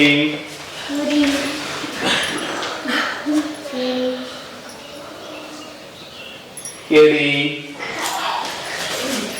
ಬಹಳ ಅಭಿಮಾನದಿಂದ ಹೇಳೋದೇನು ಅಂದ್ರೆ ರಾಜ್ಯದಲ್ಲಿರ್ತಕ್ಕಂಥ ಈ ತರದ ಮಕ್ಕಳುಗಳು ಪ್ರತಿಯೊಬ್ಬರಲ್ಲಿ ದೇವರು ಒಂದೊಂದು ಶಕ್ತಿಯನ್ನ ಕೊಟ್ಟಿರ್ತಾನೆ. ದಯಮಾಡಿ ಈ ತರದ ಮಕ್ಕಳುಗಳನ್ನ ಶಾಲೆ ಕಡೆ ಕರ್ಕೊ ಬನ್ನಿ. ನಾವು ನಿಮ್ ಮಕ್ಕಳುಗಳನ್ನ ಸಜ್ಜನರನ್ನ ಮಾಡಿ ಸಮಾಜದಲ್ಲಿ ಧೀಮಂತರನ್ನಾಗಿ ಮಾಡ್ತೀವಿ ಅನ್ನೋ ಮಾತನ್ನ ಹೇಳ್ತೇನೆ. ನಮ್ಮ ಸಂಸ್ಥೆಯಿಂದನೇ ಬೆಳೆದು ಅಂತಾರಾಷ್ಟ್ರೀಯ ಮಟ್ಟದವರೆಗೆ ಇವತ್ತಿನ ಗೌರವಾನ್ವಿತ ಪ್ರಧಾನಮಂತ್ರಿಗಳ ಜೊತೆಯಲ್ಲಿ ನರೇಂದ್ರ ಮೋದಿ ಅವರ ಜೊತೆಯಲ್ಲಿ ಪ್ರಶಸ್ತಿ ತಗೊಂಡಿರುವಂತಹ ಮಕ್ಕಳುಗಳನ್ನ ನಾನು ತೋರಿಸ್ತೇನೆ. ಅಂದ್ರೆ ಈ ಮುತ್ತು ರತ್ನಗಳಿದಾವೆ, ಅವನ ಶಾಲೆ ಕಡೆ ಕಳಿಸಿ ಅದ್ರಲ್ಲಿ ನಾವು ಹೆಕ್ಕಿ ತೆಗೆದು ಸಮಾಜಕ್ಕೆ ಕೊಡ್ತೀವಿ ಅನ್ನೋದು ನನ್ನ ಕಳಕಳಿ. ಯಾವುದೇ ಪ್ರತಿಫಲಾಪೇಕ್ಷೆ ಇಲ್ಲದೆ, ಖಂಡಿತ ಇಲ್ಲ. ಫೀಸು, ಡೊನೇಷನ್ ಮತ್ತೆ ಪಾರದರ್ಶಕ ವ್ಯವಸ್ಥೆ. ನನ್ನ ವ್ಯವಸ್ಥೆ ಬಗ್ಗೆ ನಾನೇ ಹೇಳ್ತೀನಿ, ಪಾರದರ್ಶಕ. ನಾವು ಬೇರೆ ಯಾವುದೇ ಉದ್ದೇಶಕ್ಕಾಗಿ ಇದನ್ನ ಮಾಡ್ತಾ ಇಲ್ಲ, ಪ್ರೀತಿಯಿಂದ ಮನುಷ್ಯ ಸೇವೆಯನ್ನ ಮಾಡ್ತಾ ಇದ್ದೀವಿ. ನಮ್ಮ GS ಶಿವರುದ್ರಪ್ಪನವ್ರ ಒಂದು ಮಾತು ಹೇಳ್ತಾರೆ, ಎಲ್ಲೋ ಹುಡುಕಿದೆ ಇಲ್ಲದ ದೇವರ, ಅವರ ಭಾವಗೀತೆ, ಎಲ್ಲೋ ಹುಡುಕಿದೆ ಇಲ್ಲದ ದೇವರ, ಕಲ್ಲು ಮಣ್ಣುಗಳ ಗುಡಿಯೊಳಗೆ ಇಲ್ಲೇ ಇರುವ ಪ್ರೀತಿ ಸ್ನೇಹಗಳ ಕಾಣದಾದೆವು ನಮ್ಮೊಳಗೆ, ಎಲ್ಲಿದೆ ನಂದನ ಎಲ್ಲಿದೆ ಬಂಧನ ಎಲ್ಲವೂ ಇದೆ ಈ ನಮ್ಮೊಳಗೆ, ಒಳಗಿನ ತಿಳಿಯನು ಕಲಕದೆ ಇದ್ದರೆ ಅಮೃತದ ಸವಿ ಇದೆ ನಾಲಗೆಗೆ. ಜೋಳದಾಳ ಅಂತ, ಜೋಳದಾಳ ಕುಗ್ರಾಮ. ಅಲ್ಲಿ ಹಿಂದೆ ನಿಮ್ಗೆ ಗೊತ್ತಿರ್ಬೋದು, ಗೌಡರು, ಶಾನ್ಭೋಗರು, ಪಟೇಲ್ರು ಅಂತಂದ್ರೆ ಗ್ರಾಮನ ನಡೆಸ್ತಿದ್ರು, ಪಂಚರು. ಅವಾಗ ಗ್ರಾಮ ಪಂಚಾಯತ್ಗಿಂತ ಮೊದಲು ಪಂಚರು ಇರ್ತಿದ್ಲು. ಆಗ ನಮ್ಮ ಕುಟುಂಬ ಗೌಡ್ರ ಕುಟುಂಬ. ಅಲ್ಲಿ ನಮ್ಮ ತಂದೆ ದಿವಂಗತ ಪುಟ್ಟಸ್ವಾಮೇಗೌಡರು ಆ ಗ್ರಾಮದ ಆಗುಹೋಗುಗಳು ಎಲ್ಲದಕ್ಕೂ ಅವರೇ ಕಾರಣಕರ್ತರಾಗ್ತಿದ್ರು. ಅವ್ರನ್ನ ಅಲ್ಲಿ ಜನಗಳು ಅಷ್ಟು ಇಷ್ಟಪಡ್ತಿದ್ರು, ಬಂದರೆ ಗೌರವ ಕೊಡ್ತಿದ್ರು, ಹುಲಿ ಅಂತಿದ್ರು ಅವ್ರಿಗೆ. ಅವರ ನಾನು 8ನೇ ಮಗ, ಕೊನೆಯ ಮಗ. ಏನು ಮಾಡ್ತಿದ್ರು ತಂದೆಯವರು ಕಾಫಿ ಬೆಳೆಗಾರರು, ಕಾಫಿ ಸೇವಕರು. ಇದು ಹೇಗೆ ಆಲೋಚನೆ ಬಂತು ಸರ್, ಆಶಾ ಕಿರಣ ಇದು ಹುಟ್ಟಿದ ಬಗ್ಗೆ ಹೇಗೆ? 33 ವರ್ಷಗಳ ಹಿಂದೆ ನಾನು ನನ್ನ ಆರೈಗ್ಯದಲ್ಲಿ ನೋಡ್ತಿರ್ಬೇಕಾದ್ರೆ 4 ಜನ ಅಂದರು ಒಳಗಡೆ ಬಂದರು. ಗೊತ್ತಿರಲಿಲ್ಲ, ಫಸ್ಟ್ ಮೊದಲನೇ ಸರಿ ಅವ್ರು ನಾನು ನೋಡಿದ್ದು 4-5 ಜನ ಅಂತ ಕಾಣುತ್ತೆ. ಅವರು ಎಲ್ಲಿಗೆ ಹೋಗಿದ್ರಿ, ಏನು ಹುಷಾರಿಲ್ಲ, ಇಲ್ಲಿ ಯಾಕೆ ಬಂದ್ರಿ ಅಂದಾಗ ಸರ್ಕಾರಿ ಆಸ್ಪತ್ರೆಗೆ ಹೋದಾಗ ಆ ಊಟದ ಸಮಯ ಆದಾಗ ಮುಚ್ಚುತ್ತಾರೆ, 1 ಗಂಟೆನೋ 2 ಗಂಟೆನೋ ಕಾಲಾವಕಾಶ. ಆಗ ಇವ್ರನ್ನ ಯಾರು ನೋಡ್ದಂಗೆ ಕಾಣಲ್ಲ, ಬಹುಶಃ ಬಾಗಿಲು ಹಾಕ್ಬಿಟ್ಟಿದ್ದಾರೆ. ಇವರು ಅಲ್ಲಿ ಹೋಗ್ಲಿಕ್ಕೆ ಆಗಿಲ್ಲ. ಅಲ್ಲಿ ಒಬ್ಬ ನರ್ಸ್ ನಮ್ಮಲ್ಲಿ ಕೆಲಸ ಮಾಡ್ತಾ ಇದ್ರು, ಅಲ್ಲಿಗೆ ಅಪಾಯಿಂಟ್ಮೆಂಟ್ ಸಿಕ್ತು. ಅವ್ರನ್ನ ಇಲ್ಲಿ ಹೋಗು ಜೋಳದಾಳ್ ನರ್ಸಿಂಗ್ ಹೋಮಿಗೆ ಡಾಕ್ಟರ್ ಕೃಷ್ಣೇಗೌಡರು ಅಂತ ನೋಡ್ತಾರೆ. ಅವ್ರು ಬಂದಾಗ ಎಲ್ಲ ವಿಚಾರಿಸಿದಾಗ ಇಲ್ಲಿ ಹೌಸಿಂಗ್ ಬೋರ್ಡ್ ಅಂತ, ಹೌಸಿಂಗ್ ಬೋರ್ಡ್ ಕಾಲೋನಿ, ಅಲ್ಲಿ ಒಂದು 5-6 ಜನ ಅನ್ನ ಮಕ್ಕಳ ಪಾಠಶಾಲೆಯನ್ನು ನಡೆಸ್ತಿದ್ದಾರೆ, ಅಲ್ಲಿ ಓದ್ತಿದ್ದಾರೆ ಮಕ್ಕಳು ಅಂತ ಹೇಳಿ ತಿಳಿದು ಬಂತು. ಆವಾಗ ಅಲ್ಲಿ ಪಕ್ಕದಲ್ಲಿ ಒಬ್ಬ ಸುಧಾ ಅಂತಿದ್ರು, ಮುನ್ಸಿಪಲ್ ಕೌನ್ಸಿಲರು. ಅವರಿಗೆ ನಂಗೆ ಭಾಳ ಆತ್ಮೀಯರಾಗಿರು. ಅವ್ರಿಗೆ ಫೋನ್ ಮಾಡಿ, ಇನ್ಮೇಲೆ ಇವ್ರು ಯಾರೇ ಹುಷಾರಿಲ್ಲ ಅಂದರೆ ಫೋನ್ ಮಾಡಿ, ನಮ್ಮತ್ತು ಆಂಬ್ಯುಲೆನ್ಸ್ ಇತ್ತು, ಅವ್ರನ್ನ ಕರ್ಕೊಬಂದು ಚಿಕಿತ್ಸೆ ಕೊಡ್ತಿದ್ವಿ. ಈ ವಿಷಯ ಮೊದಲು ಸ್ಥಾಪನೆ ಆಗಿದ್ದು ಕೃಷ್ಣ ಅನ್ನ ಮಕ್ಕಳ ಪಾಠಶಾಲೆ ಹಾಸನ. ಅವರು ಸ್ಥಾಪನೆ ಮಾಡಿ ಇಲ್ಲಿ ಒಳ್ಳೆದಾಗ ಒಂದು ಬ್ರಾಂಚ್ ಮಾಡಿದ್ರು. ಅದು ವಿಷಯ ಅವ್ರಿಗೆ ಹೋಯ್ತು. ತಮ್ಮಯ್ಯ ಅಂತ ಹೇಳಿ ಇನ್ನೊಬ್ಬ ಗೌಡ್ರು, ಅವ್ರು ನನ್ನ ಹತ್ರ ಬಂದು, ಹಿಂಗೆ ನೀವು ಮಾಡ್ತಾ ಇದ್ದೀರಂತೆ, ಖುಷಿ ಆಯಿತು, ನಮ್ಗೆ ಹೋಗಿ ಬರ್ಲಿಕ್ಕೆ ಕಷ್ಟ ಆಗುತ್ತೆ, ಇಲ್ಲೇ ನಾವೇ ಒಂದು ಇದನ್ನ ಸ್ಥಾಪನೆ ಮಾಡ್ತೀವಿ, ಅದರದ್ದು ನೀವೇ ನೋಡ್ಕೊಂಬಿಡಿ ಸರ್ ಅಂದರು. ಅಲ್ಲಿಂದ ಅದು ನನ್ನ ಜವಾಬ್ದಾರಿಗೆ ಬಂತು. ಅಲ್ಲಿಂದ ಎಲ್ಲಿ ತನಕ ನಾವು ಹಿಂತಿರುಗಿ ನೋಡಿಲ್ಲ. ಸೇವೆಯನ್ನು ಮಾಡಿಕೊಂಡು ಸೇವೆಯಲ್ಲಿ ಸ್ವರ್ಗವನ್ನು ಕಟ್ತಿರೋದು. ಮದರ್ ಟೆರೆಸಾ ಅವರು ಸಿ ಹೆವನ್ ಇನ್ ಸರ್ವಿಸ್ ಅಂತ, ಸೇವೆಯಲ್ಲಿ ಸ್ವರ್ಗವನ್ನು ಕಾಣು ಅಂತ ಹೇಳಿದ್ದಾರೆ ತಾಯಿ. ನೋಬೆಲ್ ಪ್ರಶಸ್ತಿ, ಭಾರತ ರತ್ನ ಪ್ರಶಸ್ತಿ, ಅವರ ಒಂದು ದೇಹನ ಇಟ್ಕೊಂಡು ಆ ಸೇವೆಯಲ್ಲಿ ಸ್ವರ್ಗವನ್ನು ನೋಡೋದು. ಬಸವಣ್ಣರು ಹೇಳ್ದಂಗೆ ಸ್ವರ್ಗ ನರಕ ಅಲ್ಲಿಲ್ಲ, ಎಲ್ಲ ಇಲ್ಲೇ ಇರೋದು, ನಾವು ಸೃಷ್ಟಿ ಮಾಡ್ಕೊಂಡಂಗೆ. ಅನ್ನ ಮಕ್ಕಳ ದೇವಾಲಯ ಅಂತ ಹೇಳಿ ಹೆಸರು. ಇದು ನಮ್ಮ JPK ಅವರ ಕನಸು ಸರ್, ಇದು ದೇವಸ್ಥಾನವಾಗೇ ಇರಬೇಕು. ಅಂಧ ಮಕ್ಕಳ ದೇವಾಲಯ. ಎಸ್, ಇವತ್ತು ಅವರು ಅಂಧ ಮಕ್ಕಳ ಶಾಲೆ ಅಂತ ಯಾರಿಗೂ ಹೇಳಲ್ಲ ಸರ್. ಬಹುಶಃ ಅವರು ಬದುಕಲ್ಲಿ ಒಂದು ಲಕ್ಷಾಂತರ ಮಕ್ಕಳಿಗೆ ಸರ್ವಿಸ್ ಕೊಟ್ಟಿದ್ದಾರೆ 40 ವರ್ಷಗಳಿಂದ. ಅವರ ಪೇಷಂಟ್ ಆಗಿ ಬರುವಂತ ಪ್ರತಿಯೊಬ್ಬ ತಂದೆ ತಾಯಿಗೆ ಹೇಳ್ತಾರೆ, ನಮ್ದೊಂದು ಅಂಧ ಮಕ್ಕಳ ದೇವಾಲಯ ಇದೆ, ನೀವು ಹೋಗಿ ಬನ್ನಿ ಸರ್. ಫ್ರಾಂಕ್ಲಿ ಹೇಳ್ತೀನಿ, ಎಷ್ಟೋ ಪೇರೆಂಟ್ಗಳು ಇಲ್ಲಿಗೆ ಬಂದವರು ಹೇಳ್ತಾರೆ, ಸರ್ ನಾವು ಮಕ್ಕಳಿಗೆ ಒಂದು ಊಟ ಕೊಡಿಸ್ಬೇಕು ಅಂತ ಸಂಕಲ್ಪ ಮಾಡಿದ್ವಿ, ಏನೋ ನಮಗೆ ಕಷ್ಟ ಆಯ್ತು, ಅದು ನಿವಾರಣೆ ಆಯ್ತು ಸರ್, ಇವತ್ತು ಊಟ ಕೊಡ್ಸಕ್ ಬಂದಿದೀವಿ ಅಂತ.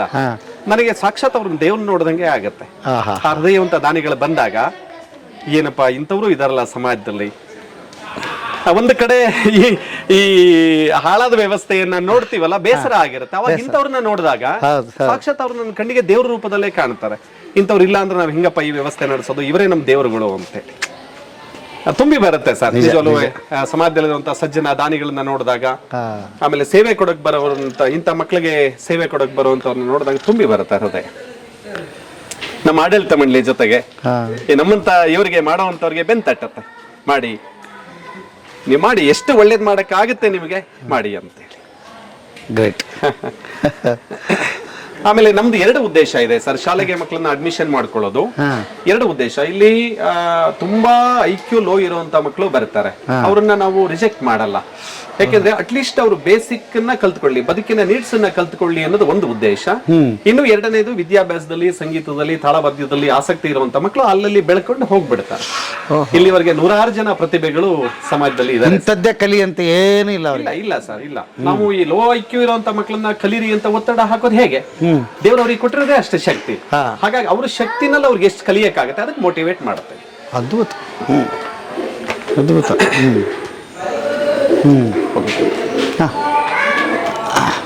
ಇವರೇ ಸರ್ ಟಿ ತಿಮ್ಮೇಗೌಡರು ಅಂತ ಹೇಳಿ.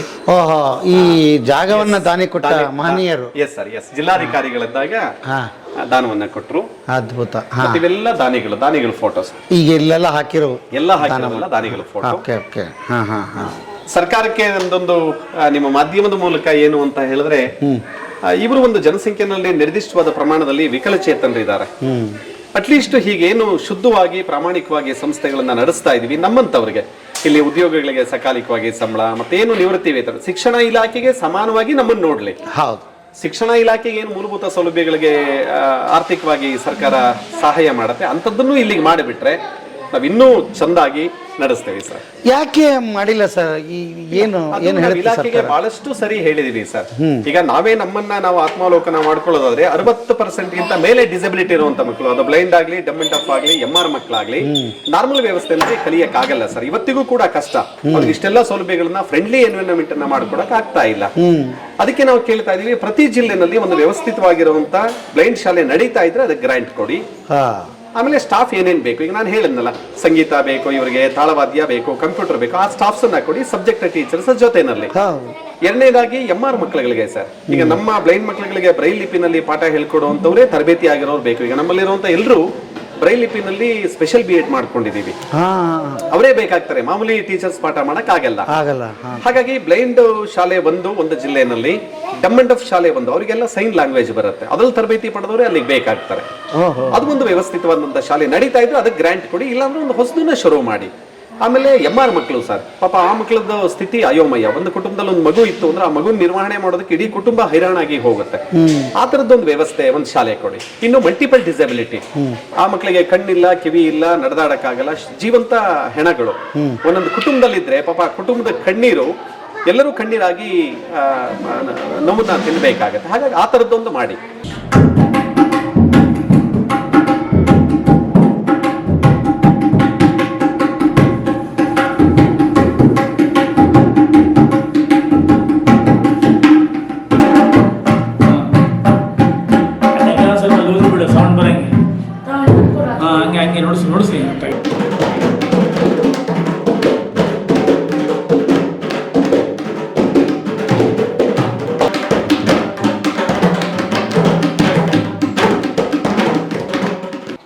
ಬಟ್ ಅದು ಅಷ್ಟು ಸರಳವಾಗಿ ಇದೆಯಾ ಸರ್? ಅಂದಷ್ಟು ಕಷ್ಟ, ಭಾಳಷ್ಟು ತ್ಯಾಗ ಮಾಡಬೇಕಾಗುತ್ತೆ. 12 ವರ್ಷ ಹಿಂದೆ ನನಗೆ 2 ಕಿಡ್ನಿಗಳು ವಿಫಲವಾದವು. ಆಗ ಯೋಚನೆ ಮಾಡಲಿಲ್ಲ, ನಾನು ಬೇರೆ ಕೆಡಲಿಲ್ಲ. ಕಾರಣ, ನಾನು ಸಣ್ಣ ಹುಡುಗ ಇರ್ಬೇಕಾದ್ರೆ, 8 ವರ್ಷ ಹುಡುಗ ಇರಬೇಕಾದ್ರೆ ಉಪ್ಪು ಹಾಕಕ್ಕೆ ಹೋಗಿ ಸಾರೊಳಗೆ ಬಿದ್ದುಬಿಟ್ಟಿದ್ದೆ. ಆಗ ಸುಟ್ಟು ಹೋಗ್ಬಿಟ್ಟಿತ್ತು ಹೊಟ್ಟೆ ಕೈಯೆಲ್ಲ. ನಮ್ಮಮ್ಮ ಹೇಳ್ತಿದ್ರು 3 ದಿವಸ ನಾನು ಮೂತ್ರ ಮಾಡಿರಲಿಲ್ಲ ಅಂತೆ. ಆಗ 2 ಕಿಡ್ನಿಗಳು ಸಣ್ಣಕ್ಕಾಗಿತ್ತು ಅಂತ ಕಾಣಿಸುತ್ತೆ. ಅದಕ್ಕೆ ಕೊನೆಗೆ ಗೊತ್ತಾಗಿದ್ದು ನನಗೆ ಒಂದು 55 ವರ್ಷ ಆದಮೇಲೆ. ಈಗ 12 ವರ್ಷಗಳಾಯಿತು. ನಮ್ಮಲ್ಲೇ ಉದ್ಯೋಗಿ ಒಬ್ಬ ಮಹೇಶ್ ಅಂತಕ್ಕಂಥವನು ಮುಂದೆ ಬಂದು ಅವನ ಕಿಡ್ನಿಯನ್ನು ದಾನ ಮಾಡಿದ್ದಾನೆ. ಈಗಲೂ ಅವನಲ್ಲಿದ್ದಾನೆ. ನಮಗೋಸ್ಕರ ದೇವರು ನಿಮ್ಮನ್ನು ಉಳಿಸಿದ್ದಾನೆ ಅಂತ ಅನ್ಕೋಬೇಕು, ಅಥವಾ ಈ ಆಶಾ ಕಿರಣಕ್ಕೋಸ್ಕರ. ಆಪರೇಷನ್ ಆಗ್ಬೇಕಾದ್ರೆ ಎಲ್ಲ ಸಿಬ್ಬಂದಿಗಳು ಮಕ್ಕಳು ಹೋಮವನ್ನು ಮಾಡಿದ್ರು ಒಂದು ದೇವಸ್ಥಾನದಲ್ಲಿ, ಈ ಶಾಲೆಯಲ್ಲಿ ದೇವಸ್ಥಾನದಲ್ಲಿ ಮೃತ್ಯುಂಜಯ ಹೋಮ ಓಕೆ ಮಾಡಿದ್ರೆಲ್ಲ ಈ ಮಕ್ಕಳೆಲ್ಲ ಸೇರಿ. ಬಹುಶಃ ಅವರ ಆಶೀರ್ವಾದ, ಜನರುಗಳ ಪ್ರೀತಿ ವಿಶ್ವಾಸ, ತಂದೆ ತಾಯಿ ಆಶೀರ್ವಾದ, ಗುರು ಆಶೀರ್ವಾದದಿಂದ ಬದುಕಿ ಬಂದು ಈ ಸೇವೆಯನ್ನು ಮುಂದುವರಿಸ್ತಾ ಇದ್ದೀನಿ.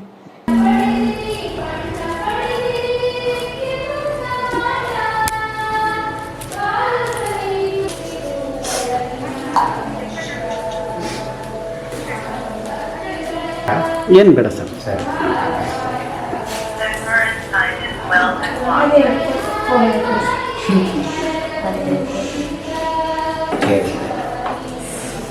ಚೇರ್ಗಳ ಸರ್? ಹೌದು ಸರ್, ಚೇರ್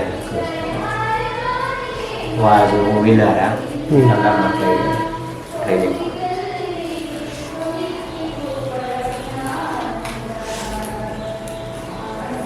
ಇವು ರೆಡಿ ಆದಾಗ ಮಾರಾಟಕ್ಕೆ ಇದು ಮಾಡೋಕ್ಕೆ. ಎಲ್ಲಿ ತೊಗೊಂಡೋಗಿ ಮಾರ್ತೀರಿ ಸರ್? ಸರ್ ಇಲ್ಲೇ ಬರ್ತಾರೆ, ಇಲ್ಲೇ ಬಂದಾಗ ಗೆಸ್ಟ್ಗಳಿಗೆ ಅವರು ಬಂದು ತಗೊಂಡು ಹೋಗ್ತಾರೆ.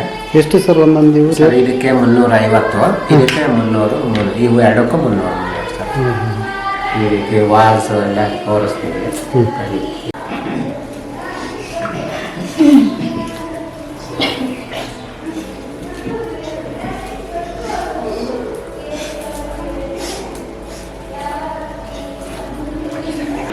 ಚಿತ್ರದುರ್ಗಂತ ಜಿಲ್ಲೆನಲ್ಲಿ 200-300 ಜನ ಇದ್ದಾರೆ ಶಾಲೆ ವ್ಯಾಪ್ತಿಗೆ ಬರುವಂತರು. 60%ಗಿಂತ 100% ಬ್ಲೈಂಡ್ ಇರುವಂತ ಮಕ್ಕಳು, 15 ವರ್ಷದ ಒಳಪಟ್ಟ ಮಕ್ಕಳು. ಆ ಮಕ್ಕಳು ನಾರ್ಮಲ್ಲೂ ಕಲಿಯಲ್ಲ, ಇಲ್ಲಿಗೂ ಬರಲ್ಲ. ಮತ್ತೆ ಅವ್ರ ಕತೆ ಏನು? ಸಮಾಜದಲ್ಲಿ ಅವರು ಒಳ್ಳೆಯವರಾಗೋದು ಬೇಡವಾ? ಮಾಶಾಸನ ಕೊಡೋದು ಒಂದೇ ಅಲ್ಲ ಪರಿಹಾರ. ಸಮರ್ಥವಾಗಿ ಶಿಕ್ಷಣದ ಮೂಲಭೂತ ಹಕ್ಕು ಅಂತ ಹೇಳಿದಾಗ ಈ ಮಕ್ಕಳಿಗೆ ಇದೇ ತರದ ವ್ಯವಸ್ಥೆಯನ್ನ ಮಾಡಿ ಅವರಿಗೆ ಶಿಕ್ಷಣ ಕೊಡುವಂತದ್ದು ಕೂಡ ಸರ್ಕಾರದ ಜವಾಬ್ದಾರಿ. ಸರ್ಕಾರ 4 ಬ್ಲೈಂಡ್ ಶಾಲೆಗಳಿದೆ, 4 ಡಮ್ ಅಂಡ್ ಡಫ್ ಶಾಲೆಗಳಿದೆ ಅಂದ್ರೆ ಇಷ್ಟು ಮಕ್ಕಳನ್ನೆಲ್ಲ ಅಲ್ಲೇ ಓದಿಸಕ್ಕಾಗಲ್ಲ. ಇಂಥ NGO ಶಾಲೆಗಳು ಬೇಕಾಗ್ತವೆ. ಹಾಗಾಗಿ ಮಾಡುವಂತವ್ರಿಗೆ ಎನ್ಕರೇಜ್ ಮಾಡ್ಲಿ ಅನ್ನುವಂಥದ್ದು ನಾನು ಮೀಡಿಯಾದ ಮೂಲಕವಾಗಿ ಸಂಬಂಧಪಟ್ಟ ಎಲ್ರಿಗೂ ಮಾಡ್ಬೇಕು. ಬಹಳ ವಿನಂತಿಯಿಂದ ಮತ್ತೆ ಏನು ಕರುಣೆಯಿಂದ ನಾನು ಅದನ್ನ ಹೇಳ್ತೇನೆ. ಹೌದು, ಆಗದೆ ಇದ್ರೆ ಈ ಮಕ್ಕಳು ಎಲ್ಲೋ ಕರಿಗೆ ಹೋಗ್ತಾರೆ, ಬೆಳಕಿಗೆ ಬರೋದೇ ಇಲ್ಲ. ಅಲ್ಲ, ಈಗ ನಾ 75 ವರ್ಷ ದಾಟ್ತಾ ಇದೆ, ನಾವು ಇನ್ನೂ ಈ ಸ್ಥಿತಿ ದೇವರಲ್ಲಿ ಬೇಡ್ಕೊಳ್ಳೋಣ ಸರ್. ನಮ್ಮ ಇಲಾಖೆಯಲ್ಲಿ ಮಿನಿಸ್ಟ್ರು ಯಾರು ಇರ್ತಾರೆ ಅಥವಾ ಸರ್ಕಾರ ಸಜ್ಜನರು ಇದ್ದೇ ಇರ್ತಾರೆ. ಆ ಸಜ್ಜನರಿಗೆ ಇದು ಕಿವಿಗೆ ಬೀಳ್ಲಿ, ಈ ತರದ ವ್ಯವಸ್ಥೆಗಳನ್ನ ಮಾಡ್ಲಿ. ಮಾಡಕ್ ನಾವು ರೆಡಿ ಇದೀವಿ ಸರ್. ಇಲ್ಲೇನ್ ಕೆಲಸ ಮಾಡ್ತೀವಿ ನಾವೆಲ್ಲ ಈ ಸೇವೆನ ಒಪ್ಕೊಂಡು ಬಂದಿದೀವಿ ಸರ್. ಒಪ್ಕೊಂಡಿದೀವಿ. ನಮಗೆ ಸರ್ಕಾರ ಸಂಬಳ ಎಷ್ಟು ಕೊಡುತ್ತೆ ನಮ್ಮ ಕಲ್ಪನೆಯಲ್ಲಿ ಇಲ್ಲ. ನಾವು ಈ ಸೇವೆ ಮಾಡ್ತಾ ಇದೀವಿ, ನಾವು ಪುಣ್ಯವಂತರು ಅಂತ ಹೇಳಿ ನಾವೆಲ್ಲರೂ ಒಪ್ಕೊಂಡು ಮಾಡ್ತಾ ಇದೀವಿ. ನಮ್ಮನ್ನ ಬೆಂತಟ್ಲಿಲ್ಲ ಅಂದ್ರೆ ಮತ್ತೆ ಹೇಗೆ ಅನ್ನುವಂಥದ್ದು ನನ್ನ ಕೊರಗು. ನಿಜ ಸರ್. ಬ್ಯೂಟಿ ಅಂದ್ರೆ ಏನು ಹೇಳಿ? ಸೌಂದರ್ಯ ಅಂತ, ಸುಂದರ ಅಂತ ಅರ್ಥ. ನಾವು ಆ ಸೌಂದರ್ಯವನ್ನು ಬರೀ ಎಲ್ಲಿ ಕಾಣ್ತೀವಿ ನಾವು, ಯಾವಾಗ ಅಂತ ನಿಮಗೆಲ್ಲ ಗೊತ್ತಿದೆಯಲ್ಲ, ಪರಿಸರದಲ್ಲಿ. ಪ್ರಾಣಿ ಪಕ್ಷಿ. Beauty scene in the sunlight. Sunlight ಅಂದ್ರೆ ಏನು? ಸೂರ್ಯ ಬೆಳಕು. ಯಾವಾಗ ಇರುತ್ತೆ ಸೂರ್ಯನ ಬೆಳಕು? ಹಗಲು, ಡೇ ಅಲ್ವಾ? ಇನ್ ದ ಡೇ ಅಂತ ಹೇಳ್ಬೇಕಲ್ವ ನೀವು. Beauty is seen in the sunlight. ಹಗಲಲ್ಲಿ ಕೂಡ ಸುಂದರ ಕಾಣಿಸುತ್ತೆ. ಯಾವ್ದ್ರಲ್ಲಿ? ದ ಟ್ರೀಸ್, ನೀವು ಹೇಳಿದಲ್ಲ ಅದಕ್ಕೆ. The trees come, the birds ಅಲ್ವಾ? ಮಳೆ ಹೆಸರು ಆಗ್ಬೋದು, ಅತಿ ಮಳೆ ಆದಾಗ ಅದು ಬೇರೆ.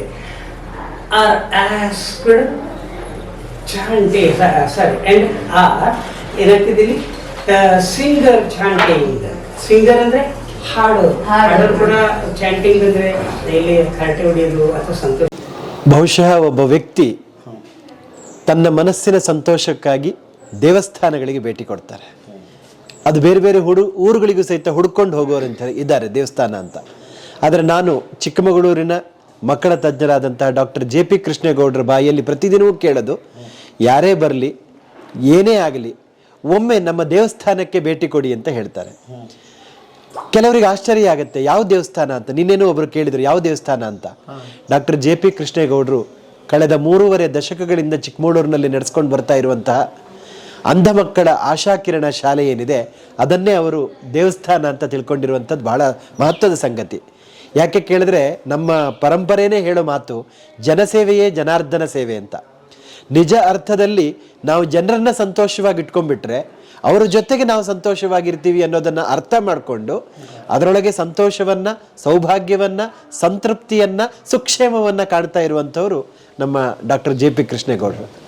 ನಾನು ಕಳೆದ 11 ವರ್ಷಗಳಿಂದ ಚಿಕ್ಕಮಗಳೂರಿನಲ್ಲಿ ನೆಲೆಸಿ ಅವರ ಸಂಸರ್ಗಕ್ಕೆ ಬಂದ ಮೇಲೆ ಒಂದಷ್ಟು ಹೊಸ ವಿಚಾರಗಳನ್ನು ಅರ್ಥ ಮಾಡಿಕೊಳ್ಳುವ ಮತ್ತು ಮನುಷ್ಯರನ್ನು ಅವರಾಗಿಯೇ ಸ್ವೀಕರಿಸಿ ಇನ್ನೊಬ್ಬರ ನೆಗೆಟಿವ್ಸ್ಗಳನ್ನು ನೋಡದೆ ಧನಾತ್ಮಕತೆಯನ್ನೇ ಪ್ರಮುಖವಾಗಿ ನೋಡಬಹುದಾದಂಥ ರೀತಿಯಲ್ಲಿ ವ್ಯಕ್ತಿತ್ವ ರೂಪಿಸಿಕೊಳ್ಳಲಿಕ್ಕೆ ಡಾಕ್ಟ್ರು ಪ್ರಮುಖ ಪ್ರೇರಣೆ. ಸಮಾಜ ಸೇವೆ ಅನ್ನುವ ವಿಚಾರ ಬಂದಂಥ ಸಂದರ್ಭದಲ್ಲಿ ಕೆಲವು ಕ್ಷೇತ್ರಗಳಿಗೆ ಸೀಮಿತ ಆಗಿರ್ತಾರೆ. ಆದರೆ ಡಾಕ್ಟರ್ ಹಾಗಿಲ್ಲ. ಅದು ಧಾರ್ಮಿಕ ಕ್ಷೇತ್ರ, ಡಾಕ್ಟರ್ JP ಕೃಷ್ಣೇಗೌಡ ಅನ್ನೋ ಹೆಸರಿರುತ್ತೆ. ಹಾಗೆ ವಿದ್ಯಾಕ್ಷೇತ್ರ, ಡಾಕ್ಟರ್ JP ಕೃಷ್ಣೇಗೌಡರ ಹೆಸರಿರುತ್ತೆ. ಸಾಂಸ್ಕೃತಿಕ ಕ್ಷೇತ್ರ ಅಂದ ಕೂಡಲೇ ಮಹಾಪೋಷಕರ ಸ್ಥಾನದಲ್ಲಿ JP ಕೃಷ್ಣೇಗೌಡರು ನಿಲ್ತಾರೆ. ಅದೇ ರೀತಿ ಆರೋಗ್ಯ ಕ್ಷೇತ್ರ ಇರಬಹುದು, ಅಥವಾ ಪರಿಸರ ಕ್ಷೇತ್ರ ಇರಬಹುದು, ಅಥವಾ ಇನ್ಯಾರೋ ಬಡ ವಿದ್ಯಾರ್ಥಿಗಳನ್ನು ಮೇಲೆತ್ತಿ ಅವರನ್ನೊಂದು ಉನ್ನತ ಸ್ಥಾನಕ್ಕೆ ತರುವಂಥ ಕ್ಷೇತ್ರ ಇರ್ಬೋದು. ಎಲ್ಲ ಕ್ಷೇತ್ರಗಳಲ್ಲೂ ಸಹಿತ ನನ್ನಿಂದ ಒಂದಷ್ಟು ಒಳ್ಳೆಯ ಸೇವೆ ಆಗಲಿ ಅನ್ನುವಂಥ ನಿಸ್ವಾರ್ಥ ಮನೋಭಾವ, ಅವರಿಂದ ಏನನ್ನೂ ನಿರೀಕ್ಷಿಸದೇ ಇರತಕ್ಕಂಥ ನಿಸ್ವಾರ್ಥ ಪ್ರೀತಿಯನ್ನು ನಾವು ಡಾಕ್ಟ್ರಲ್ಲಿ ಕಂಡುಕೊಂಡಿದ್ದು ನಿಜಕ್ಕೂ ಅದೊಂದು ಮಾದರಿ ವ್ಯಕ್ತಿತ್ವವನ್ನು ನಮ್ಮೊಳಗಡೆ ಅಳವಡಿಸಿಕೊಳ್ಳಲಿಕ್ಕೆ ಸ್ವಲ್ಪ ಪ್ರಯತ್ನ ಪಡಲಿಕ್ಕೂ ಸಹಿತ ಪ್ರೇರಣೆಯಾಗತ್ತೆ ಅಂತ ನಾನು ಅಂದ್ಕೊಂಡಿದ್ದೇನೆ. ಬಹುಶಃ ಇಡೀ ರಾಜ್ಯದಲ್ಲೇ ವಿಶೇಷ ಸ್ಥಾನವನ್ನು ಪಡೆದಿರ್ತಕ್ಕಂತಹ ಚಿಕ್ಕಮಗಳೂರಿನ ಅಂಧ ಮಕ್ಕಳ ಆಶಾಕಿರಣ ಶಾಲೆ ಏನಿದೆ, ಇದನ್ನು ನೀವು ಗಮನಿಸ್ತಾ ಇದ್ದೀರಿ. ಇದೊಂದು ದೇವಸ್ಥಾನ ಅಂತ ಅವ್ರು ಯಾಕೆ ಹೇಳ್ತಾರೆ ಕೇಳಿದ್ರೆ, ಬಹುಶಃ ಎಲ್ಲವೂ ಸರಿ ಇರುವಂಥವರಿಗೆ ನಾವು ಏನೇ ಮಾಡಿದ್ರೂ ಸಹಿತ ಅವರು ಬುದ್ಧಿ ಉಪಯೋಗಿಸ್ಕೊಂಡ್ಬಿಟ್ಟು ಅದನ್ನು ಸ್ವೀಕಾರ ಮಾಡ್ತಾರೆ, ತರ್ಕ ಮಾಡ್ತಾರೆ. ಆದರೆ ಅವರಿಗೆ ಅಗತ್ಯ ಇದೆಯೋ ಇಲ್ವೋ ಅನ್ನೋದು ಮುಖ್ಯ ಆಗೋದಿಲ್ಲ. ನಾವು ಕೊಡಬೇಕು ಅನ್ನುವಂಥ ಪ್ರಜ್ಞೆ ಕೊಡುವವರಿಗಿರುತ್ತೆ. ಆದರೆ ಈ ದೇವಸ್ಥಾನದಲ್ಲಿರ್ತಕ್ಕಂತಹ ಮಕ್ಕಳುಗಳು ನನ್ನ ನಡೆದಾಡುವ ದೇವರುಗಳು ಅಂತ ಡಾಕ್ಟರ್ ಏನು ಹೇಳ್ತಾರೆ, ಆ ಮಕ್ಕಳನ್ನು ನೋಡುವಂತಹ ಸಂದರ್ಭದಲ್ಲಿ ಒಬ್ಬ ತಂದೆ ತಾಯಿಗಳಿಗೆ ಸಹಿತ ಅವರನ್ನು ನೋಡಿಕೊಳ್ಳಲು ಆಗದೇ ಇರಬಹುದಾದಂತಹ ಸಹನೆ ಏನಿರುತ್ತೆ, ನೋಡಿಕೊಳ್ಳಿಕ್ಕೆ ಆಗೋದಿಲ್ಲ ಅಷ್ಟೊಂದು ಸಹನೆಯಿಂದ, ಆ ಸಹನೆಯನ್ನು ಡಾಕ್ಟರ್ ತಂಡ ಆ ಮಕ್ಕಳಿಗೆ ತೋರಿಸಿ ಅವರ ಎಲ್ಲ ರೀತಿಯ ಬೆಳವಣಿಗೆಗೆ ಕಾರಣ ಆಗ್ತಿದೆ. ನೋಡಿ, ಯಾವುದೇ ಒಂದು ಕಾರ್ಯಕ್ರಮ ಮಾಡಿದ್ರೆ ಬಂದವರಿಗೆ ಊಟ ಹಾಕಿ ಕಳಿಸಿದರೆ ಮಾತ್ರ ಅದು ಸಂತೋಷ ಅಲ್ಲ. ಊಟ ಇವತ್ತು ತಿಂದಿದ್ದು ಮತ್ತೆ ಕರಗುತ್ತದೆ ಇನ್ನೊಂದು 5-6 ಗಂಟೆ ಬಿಟ್ಟರೆ. ಆದರೆ ಬೌದ್ಧಿಕವಾಗಿ ಅವರನ್ನು ತಯಾರು ಮಾಡುವಂಥದ್ದು, ಬದುಕಿನ ಕಡೆಗೆ ಗಟ್ಟಿತನವನ್ನು ಅವರಲ್ಲಿ ತುಂಬಿಸ್ತಕ್ಕಂಥದ್ದು, ಅದು ಬಹಳ ಶಕ್ತಿಯುತವಾಗಿರ್ತಕ್ಕಂಥ ಕಾರ್ಯ ಮತ್ತು ಶಾಶ್ವತವಾಗಿ ನಿಲ್ಲುವಂಥ ಕಾರ್ಯ. ಆ ಕಾರ್ಯನ ಆಶಾಕಿರಣ ಶಾಲೆ ಡಾಕ್ಟರ್ ಅವರ ತಂಡ ಮಾಡ್ತಾ ಇದೆ ಅನ್ನುವಂಥದ್ದು ನಿಜಕ್ಕೂ ಹೆಮ್ಮೆಯ ಸಂಗತಿ. ಮಕ್ಕಳಿಗೆ ನಿಮ್ಮ ಹೆಸರೇನು ಸರ್? ಸುರೇಂದ್ರ ಅಂತ. ಸುರೇಂದ್ರ ಅವರು, ಹಾಂ, ತರಕಾರಿ ತಂದು ಕೊಡ್ತಾ ಇದ್ದೀರಾ? ವ್ಯಾಪಾರ ಮಾಡಿದೆ, ಸ್ವಲ್ಪ ಕಮ್ಮಿ ಆಯ್ತಲ್ಲ, ಅದಕ್ಕೆ ಇವತ್ತಿನ ಹಾಕಿದ್ದೆ ಬಂಡವಾಳ. ಇಳಿಸ್ತೀನಿ ಹಂಗಾಗಿ. ಓಕೆ, ಹಾಂ ಹಾಂ ಹಾಂ ಹಾಂ, ಈ ತರದ ದಾನಿಗಳೇ ನಮ್ಮ ದೇವರುಗಳು ಸರ್. ಓಕೆ, ಕೈಲಾದಷ್ಟನ್ನ ಕೊಡ್ತಾರೆ ಶಾಲೆಗೆ. ಹಾಂ ಹಾಂ ಹಾಂ, ಮೂಲಂಗಿ ತಂದಿದ್ದಾರೆ, ಓಹೋ ಹೋ, ಬೆಂಡೆಕಾಯಿ ತಂದಿದ್ದಾರೆ, ಹಾಂ, ಅದ್ಭುತ, ಹಾಂ, ಬೀಟ್ರೂಟ್, ಹಾಂ, ಇದೆ, ಕೊತ್ತಂಬರಿ ಸೊಪ್ಪಿದೆ,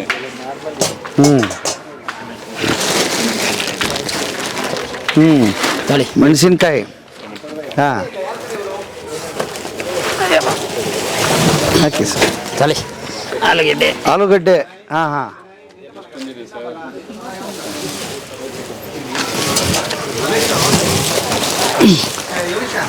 ಈರುಳ್ಳಿ, ಹಾಂ. ಮೊದಲಿಂದ ಈ ಸಂಸ್ಥೆ ಗೊತ್ತಾ ನಿಮಗೆ? ಗೊತ್ತು ಸರ್. ನಮ್ಮ ಮಾವನು ಇದೇ ಸ್ಕೂಲಲ್ಲಿ, ಬ್ಲೈಂಡ್ ಸ್ಕೂಲಲ್ಲೇ ಇದ್ದರು, ನಮ್ಮ ನಾಗಣ್ಣ ಅಂತ ಹೇಳಿ. ಓ ಹೌದಾ? ಶಿಕಾರಿಪುರದಲ್ಲಿ. ಓಕೆ ಓಕೆ, ನಮ್ಮ ಅಮ್ಮನ ತಮ್ಮನೇ. ಹೌದಾ? ಹಾಂ, ಗ್ರೇಟ್ ಸರ್ ನೀವು. ಹಾಂ, ಹಂಗಾಗಿ ಅದು ನೆನಪಾಯ್ತು ನಮ್ಮ ಮಾವಂದು. ಮಕ್ಕಳಿಗಾರು ಒಂದು ಅನುಕೂಲ ಆಗಲಿ. ಈಗ ಇದು ದೇಣಿಗೆಯಿಂದ ಮಾತ್ರ ನಡೀತಾ ಇದೆಯಾ, ಬೇರೆ ಸಹಾಯ ಹೇಗೆ ಸರ್ ಇದು? ಇದು ಮೊದಲು ನಾನು ಹೇಳ್ದಂಗೆ ಹೌಸಿಂಗ್ ಬೋರ್ಡಲ್ಲಿ ಒಂದು ಮನೆಯಲ್ಲಿತ್ತು. ಅದಾದಮೇಲೆ ಅದನ್ನು ಜೀವನ್ ಸೆನ್ನತ್ತಾಗಿ ಹೋಗಿ ಬಂದ್ರು ನೋಡಿ, ಅಲ್ಲಿ 2 ವರ್ಷಗಳ ಕಾಲ ಅವ್ರು ಅವಕಾಶ ಮಾಡಿಕೊಟ್ರು ನಮಗೆ ಇರಲಿಕ್ಕೆ. ಅಲ್ಲಿ ನಜುಲ್ಲಾ ಶರೀಫ್ ಅಂತ ಇಲ್ಲಿ ವೈಸ್ ಪ್ರೆಸಿಡೆಂಟ್ ಆಗಿದ್ದಾರೆ. ಅವರು ಅಲ್ಲಿ ಕೂಡ ಮೆಂಬರ್ ಆಗಿದ್ರು, ಅವ್ರು ರೋಟ್ರಿ ಮೆಂಬರ್ ಆಗಿದ್ರು. ರೋಟ್ರಿ ಅವ್ರು ನಡೆಸ್ತಿರ್ಬೇಕಂತ ಇನ್ನರ್ವಿಲ್ ರೋಟ್ರಿ ಅದು ಸಂಧ್ಯಾ. ಅಲ್ಲಿ 2 ವರ್ಷ ಇಟ್ಕೊಂಡಿದ್ವಿ. ಮತ್ತು ನಮ್ಮದೇ ಸ್ವಂತವಾದ ಕಟ್ಟಡವನ್ನು ಮಾಡಬೇಕಂತ ನಾನು ಮತ್ತು ದಿವಂಗತ ಸಿಪಾನಿ ಅವರೆಲ್ಲ ತೀರ್ಮಾನ ಮಾಡಿದಾಗ ಅರ್ಜಿ ಹಾಕ್ಕೊಂಡ್ವಿ, ಈ ಜಾಗ ಬೇಕು ಅಂತ. ಸರ್ಕಾರಿ ಜಾಗ ಇದ್ದಿದ್ದು. ಆಗ ನಮ್ಮ ಮೆಚ್ಚಿನ IAS ಅಧಿಕಾರಿ ತಿಮ್ಮೇಗೌಡ ಅಂತ ಈಗಲೂ ಇದ್ದಾರೆ ಅವರು. ಅವ್ರು ಕೇಳಿರ್ಬೋದಲ್ಲ, ರಾಮನಗರದಲ್ಲಿ ಜಾನಪದ ಲೋಕ. ಹೌದೌದು. ಅದ್ರದ್ದು ನಾರಾಯಣ ಅವರು ಆದ್ಮೇಲೆ ಇವರು ಅಧ್ಯಕ್ಷ ಆಗಿದ್ರು. ಮೊನ್ನೆ ನಿವೃತ್ತಿ ಆಗಿದ್ದಾರೆ. ಅವರು ಒಂದು ಸಮಾರಂಭದಲ್ಲಿ ನಮ್ಮ ಮಕ್ಕಳು ಪ್ರಾರ್ಥನೆ ಮಾಡಿದ್ರು. ನಾನು ಅವ್ರ ಪಕ್ಕದಲ್ಲೇ ಮುಖ್ಯ ಅತಿಥಿಯಾಗಿ ಕೂತಿದ್ದೆ. ಅವಾಗ ಕೇಳಿದ್ರು ಇವ್ರದ್ದು ಎಲ್ಲಿ ಏನು ಅಂತ ಹೇಳಿ. ನಾನು ಹೇಳಿದಾಗ ಇವರಿಗೆ ಒಂದು ಜಾಗ ಹಾಕಬೇಕು, ಒಂದು ನಾವು ಅವರಿದೇ ಆದಂಥ ಶಾಲೆ ಕಟ್ಟಬೇಕು ಅಂತಿದ್ದೀನಿ ಅಂದಾಗ ಯೋಚನೆ ಮಾಡಿ ನನ್ನ 4 ದಿವಸ ಬಂದು ಕಾಣಿ ಆಫೀಸಲ್ಲಿ ಅಂದರು. ಆಫೀಸಲ್ಲಿ ಹೋದಾಗ ಇದ್ರ ಬಗ್ಗೆ ಎಲ್ಲ ತರಿಸ್ಕೊಂಡಿದ್ರು. ಅವ್ರು ಟೇಬಲ್ ಮೇಲೆ ಇಟ್ಕೊಂಡಿದ್ರು. ಅವ್ರು ವಾಗ್ದಾನ ಮಾಡಿದ್ರು, ಇನ್ನು 15 ದಿವಸದಲ್ಲಿ ಇದನ್ನ ನಿಮ್ಮ ಇದಕ್ಕೆ ಮಾಡಿಸ್ಕೊಡ್ತೀನಿ. ಖುದ್ದಾಗಿ ಹೋಗಿ ಚೀಫ್ ಸೆಕ್ರೆಟರಿಗಳನ್ನ ಭೇಟಿಯಾಗಿ ಒಂದಿನ ಫೋನ್ ಮಾಡಿದರು. ಕೃಷ್ಣೇಗೌಡರು ಬನ್ನಿ, ನಂಗೆ ಹುಷಾರಿಲ್ಲ ಅಂತ. ಹೋಗಿ ನೋಡಿದ್ರೆ ಪತ್ರ ಕೊಟ್ಟರು, ಇದಕ್ಕೆ ಸರ್ಕಾರದಿಂದ ಉಚಿತವಾಗಿ. ಇದು ಅದಾದಮೇಲೆ ಇನ್ನೊಬ್ಬರು ಮಂಜುನಾಥ್ ಅಂತ IAS ಆಫೀಸರ್, ಅವರು ಜಿಲ್ಲಾಧಿಕಾರಿ ಆಗಿದ್ರು ಇಲ್ಲಿ. ಅವರು ಒಂದು 2.5 ವರ್ಷ ಇದ್ದರು. ನಾನು ಒಂದು ದಿನ ಅವರಿಗೆ ಹೋಗೋ ಮುಂದೆ ಬನ್ನಿ ಸರ್ ತಿಂಡಿಗೆ ಬೆಳಗ್ಗೆ ಅಂತ ಹೇಳಿ ಕರೆದೆ. ಗಂಡ ಹೆಂಡತಿ ಇಬ್ಬರು ಬಂದರು. ನಮ್ಮ ರೂಮಲ್ಲಿ ಸಿಟ್ಟಿಂಗ್ ರೂಮ್ ನೋಡಿದಾಗ ಅಲ್ಲೆಲ್ಲ ನಂದು ಏನು ಪ್ರಶಸ್ತಿಗಳು ಬಂದಿತ್ತಲ್ಲ, ನೋಡಿ ಅವ್ರ ಹೆಂಡತಿ ಕೇಳಿದ್ರು, ಇದೆಲ್ಲ ಇವ್ರು ಹೆಂಗೆ ಬಂತು ಏನು ಅಂತ ಹೇಳಿದಾಗ ಅವ್ರು ಇಲ್ಲೊಂದು ನನ್ನ ಮಕ್ಕಳ ಪಾಠಶಾಲೆ ನಡೆಸ್ತಿದ್ದಾರಂತೆ, ಅಲ್ಲಿಂದ ಇವರಿಗೆಲ್ಲ ಈ ಪ್ರಶಸ್ತಿ ಮತ್ತು ಸಮಾಜ ಸೇವೆ ಅಂದಾಗ ಅವ್ರು ಬೈದ್ರು ಅವ್ರಿಗೆ. ಇಷ್ಟು ದಿವಸ ಇದ್ಬಿಟ್ಟು ಆ ಶಾಲೆದಾಗ ನಿಮ್ಗೆ ತೋರಿಸ್ಲಿಲ್ಲ ಅಂತ. ಈಗಲೇ ಹೋಗೋಣ ಅಂದ್ರು ಅವರು. ತಿಂಡಿ ತಿನ್ಕೊಂಡು ಸೀದಾ ಇಲ್ಲಿ ಬಂದು ಇಲ್ಲಿ ನಡೀತಿರ್ಬೇಕಾದ್ರೆ ಹಿಂದೆ ತಿರುಗಿ ನೋಡ್ತಿದ್ರು. ರಸ್ತೆ ಮಣ್ಣಿನ ರಸ್ತೆ ಇತ್ತು, ಅದು ಮೆಟ್ಲು ಹತ್ತಿದ್ರು. ಈ ಜಾಗ ಒಂದು ಖಾಲಿ ಇತ್ತು, ಅದನ್ನ ಏನು ಅಂತ ಕೇಳಿದ್ರು.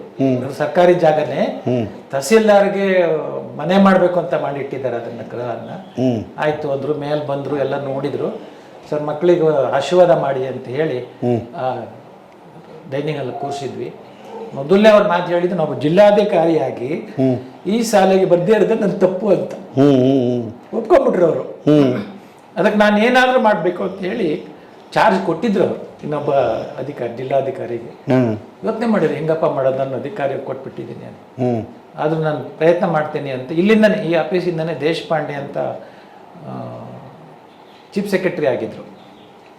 ಅವ್ರಿಗೆ ಫೋನ್ ಮಾಡಿದ್ರು, ಸರ್ ಈಗ ಒಂದು ತಪ್ಪು ಮಾಡ್ತಾ ಇದ್ದೀನಿ ನಾನು, ನಿವೃತ್ತಿ ಇದು ಬೇರೆಯವ್ರಿಗೆ ಕೊಟ್ಟಿದ್ದೀನಿ ಚಾರ್ಜ್ ಅಂತ. ಏನಪ್ಪ ಅಂತ ಒಂದು ಹಿಂಗೆ ಒಂದು ಅನ್ನ ಮಕ್ಕಳ ಪಾಠಶಾಲೆಗೆ ಬಂದಿದ್ದೀನಿ, ಅಲ್ಲೊಂದು ಸರ್ಕಾರಿ ಜಾಗ ಇದೆ, ಅವ್ರಿಗೆ ಮಾಡಿಕೊಡ್ಬೇಕು.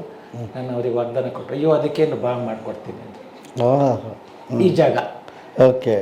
ಅಲ್ಲಿ ಹೋಗಿ ಅವ್ರ ಹತ್ರ ಹೋಗಿ ಎಲ್ಲ ಮಾಡಿ, ಡಾಕ್ಟ್ರೇ ನನಗೆ ಫೋನ್ ಮಾಡ್ತಾ ಇದ್ದೀನಿ, ಅದು ಏನಾಯ್ತು ಜಾಗ ಅಂತ ಕೇಳಬೇಡಿ. 15-20 ದಿವಸ ಆದ್ಮೇಲೆ ಫೋನ್ ಬಂತು, ನಿಮಗೆ ಜಾಗ ಇದು 3/4 ಎಕರೆ ಸ್ಯಾಂಕ್ಷನ್ ಆಗಿದೆ, ಚೀಫ್ ಸೆಕ್ರೆಟರಿ ಅವರು ಮಾಡಿಕೊಟ್ಟಿದ್ದಾರೆ, ಅದು ಒಂದು ರಿಜಿಸ್ಟ್ರೇಷನ್ ಆಗಬೇಕಾದ್ರೆ ನೀವು ಅದಕ್ಕೆ ನೀವೇ ಹಣ ಕಟ್ಟಬೇಕು. ಅಯ್ಯೋ ತೊಂದರೆ ಇಲ್ಲ ಸರ್, ನಾವು 25,000 ರೂಪಾಯಿನ ಆಗುತ್ತೆ ಅಂದರು ರಿಜಿಸ್ಟ್ರೇಷನ್ ಮಾಡಿ. ಇನ್ನೊಂದು 2 ದಿವಸ ಮೇಲೆ ಒಂದು ಕವರ್ ಬಂತು, ಅದ್ರಲ್ಲಿ 25,000 ಇತ್ತು. ಓ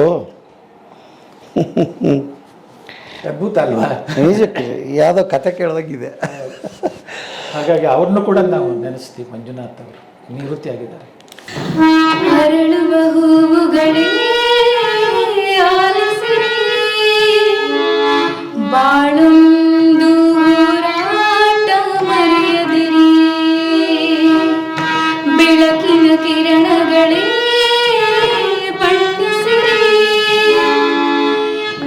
ഇരുളിന്റെ ಬೆಳಗುಂಟು ತೋರಿಸಿರಿ,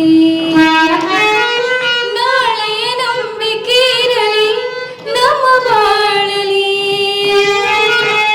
ಗೆಲ್ಲುವ ಭರವಸೆಯೊಂದೇ ಬೆಳಕಾಗಲಿ, ಮನವೇ ಓ ಮನವೇ ನೀನಳುಕದಿರು, ಮಳೆಯು ಬರಸಿಡಿಲು ನೀ ನಡೆಯುತ್ತಿರು. ಸರ್, ನನ್ನ ಹೆಸರು ಭುವನೇಶ್ವರಿ ಅಂತ. ನಾನು ಚಿಕ್ಕ ಹುಡುಗಿಯಿಂದನೂ ಕಾಣಿಸ್ತಾ ಇರಲಿಲ್ಲ, ಆದರೆ ಇಲ್ಲಿಗೆ ಬರೋವರೆಗೂ ಸ್ವಲ್ಪ ಕಾಣಿಸ್ತಾ ಇತ್ತು. SLCವರೆಗೂ ಪರವಾಗಿಲ್ಲ, ಓಡಾಡೋದಕ್ಕೆಲ್ಲ ಮತ್ತು ಜನನೆಲ್ಲ ಗುರುತಿಸೋಷ್ಟು ಕಾಣಿಸ್ತಾ ಇತ್ತು. ಇವಾಗ ಡೌನ್ ಆಗಿದ್ದು ನನಗೆ, ಅಂದರೆ ಪೂರ್ತಿ ಕಾಣಿಸ್ತಾ ಇರಲಿಲ್ಲ, ಒಂದು 30-40% ಕಾಣಿಸ್ತಾ ಇತ್ತು ಸ್ವಲ್ಪ. ನಾನು ಸ್ಟಾರ್ಟಿಂಗ್ ಊರಲ್ಲೇ ಇದ್ದೆ ಅಪ್ಪ ಅಮ್ಮ ಜೊತೆ. ಮತ್ತು ನಮ್ಮ ಅಜ್ಜಿ ನನ್ನನ್ನು ಚಿಕ್ಕ ವಯಸ್ಸಿಂದನೂ ನಮ್ಮ ಅಜ್ಜಿ ಹೆಸರು ಸಾವಿತ್ರಮ್ಮ ಮತ್ತು ಕೆಂಪರಾಜ್ ಅಂತ ನಮ್ಮ ತಾತನ ಹೆಸರು. ಅವರೇ ನನ್ನನ್ನು ಸಾಕಿದ್ದು. ನಮ್ಮ ಅಪ್ಪ ಅಮ್ಮನ ಜೊತೆ ನಾನು ಬೆಳೆದೇ ಇಲ್ಲ. ಅವರನ್ನೇ ಅಪ್ಪ ಅಮ್ಮನ ಅಂದ್ಕೊಳ್ಳೋಷ್ಟು ಹತ್ರ. ನಾನು 1 ವರ್ಷ ಮಗು ಇದ್ದಾಗ ಕರ್ಕೊಂಡು ಹೋಗಿ ಅವರೇ ಬೆಳೆಸಿದ್ದು. ನಾನು ಮೂಡಿಗೆರೆಯಲ್ಲಿ ಇದ್ದಿದ್ದು. ಮೂಡಿಗೆರೆಯಲ್ಲಿ ಇದ್ದಾಗ ನನಗೆ ಸ್ವರೂಪ ಅಂತೇಳಿ ಒಬ್ಳು ಫ್ರೆಂಡ್ ಇದ್ಲು. ಎಷ್ಟು ಕ್ಲೋಸ್ ಅಂದರೆ ಹಾಕೊಂಡ್ರೆ ಬಟ್ಟೆ ಒಂದೇ ಥರ ಹಾಕೋಬೇಕು ಆ ಥರ. ಸೊ ಅವ್ರ ಪಪ್ಪ ಜನಪುರದಲ್ಲಿ ಕೆಲಸ ಮಾಡ್ತಾ ಇದ್ರು, ಟೀಚರ್ ಆಗಿ ವರ್ಕ್ ಮಾಡ್ತಾ ಇದ್ರು. ಅವ್ರಿಗೆ ಈ ಸ್ಕೂಲ್ ಗೊತ್ತಾಗಿ ನನ್ನನ್ನು ಕರ್ಕೊಂಡು ಬಂದು ನಮ್ಮ ತಾತ ನಮ್ಮ ಅಜ್ಜಿ ಇಲ್ಲಿಗೆ ಸೇರಿಸಿದ್ದು. ಸೇರಿಸಿದಾಗ ನಂಗೆ ತುಂಬ ಭಯ.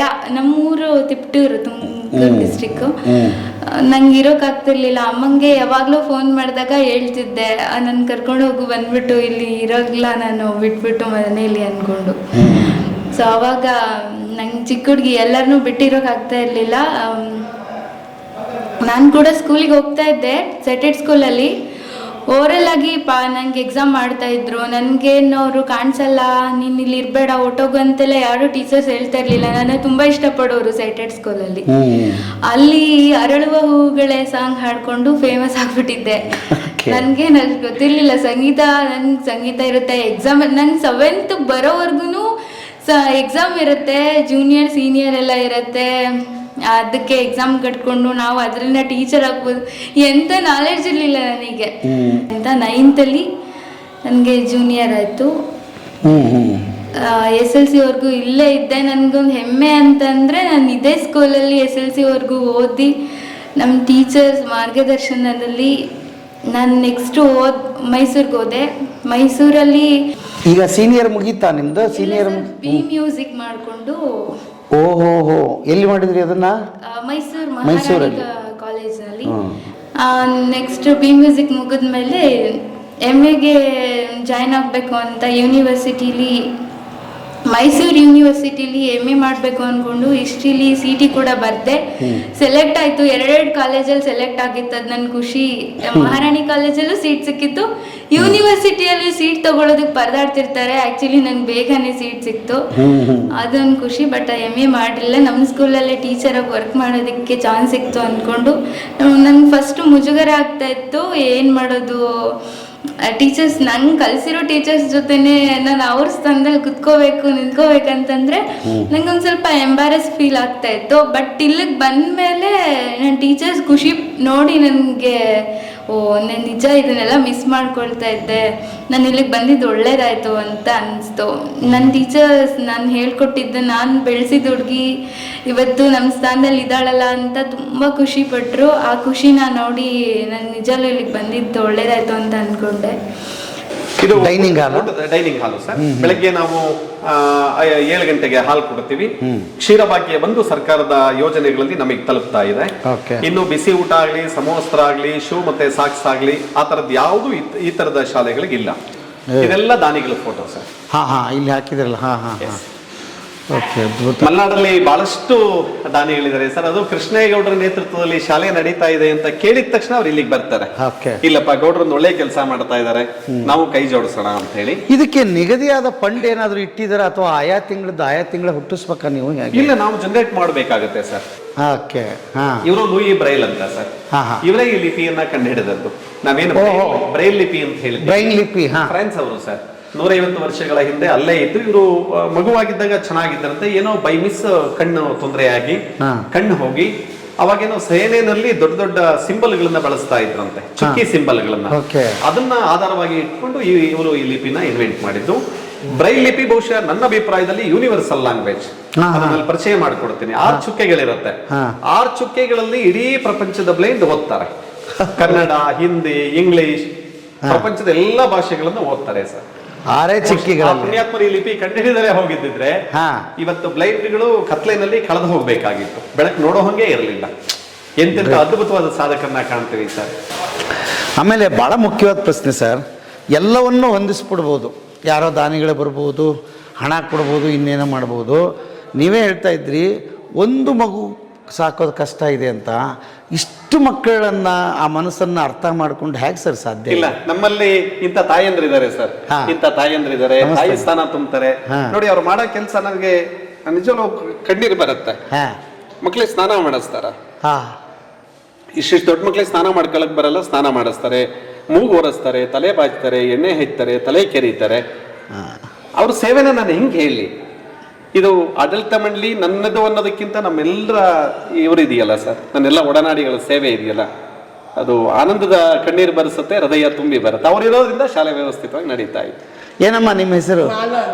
ಮಾಲಾ ಅಮ್ಮ. ಹಾ ಹಾ ಹಾ. ಎಷ್ಟು ವರ್ಷ ಆಯ್ತಮ್ಮ? 31 ವರ್ಷ ಆಯ್ತಮ್ಮ. ಇಟ್ಕೊಳಮ್ಮ, ಗೊತ್ತಾಗ್ಲಿ ನಮ್ಮ ಜನಕ್ಕೆ. 31 ವರ್ಷ. 31 ವರ್ಷ ಆಯ್ತು ಸರ್.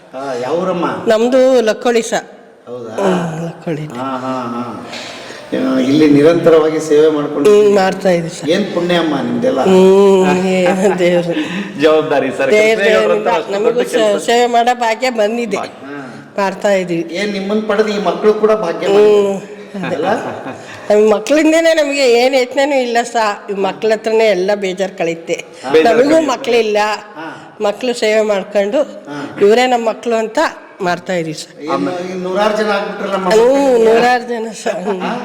ಇವರು ಜೊತೆಗೆ ನಮ್ಮ ಅಟೆಂಡರ್ಗಳು, ನಮ್ಮ ವಾರ್ಡನ್ನು ಸರ್, ಅವರು ದಾವಣಗೆರೆಯವರು, ಅವರು ಗಂಡ ಹೆಂಡತಿ ಇಲ್ಲೇ ಕೆಲಸ ಮಾಡ್ತಾರೆ.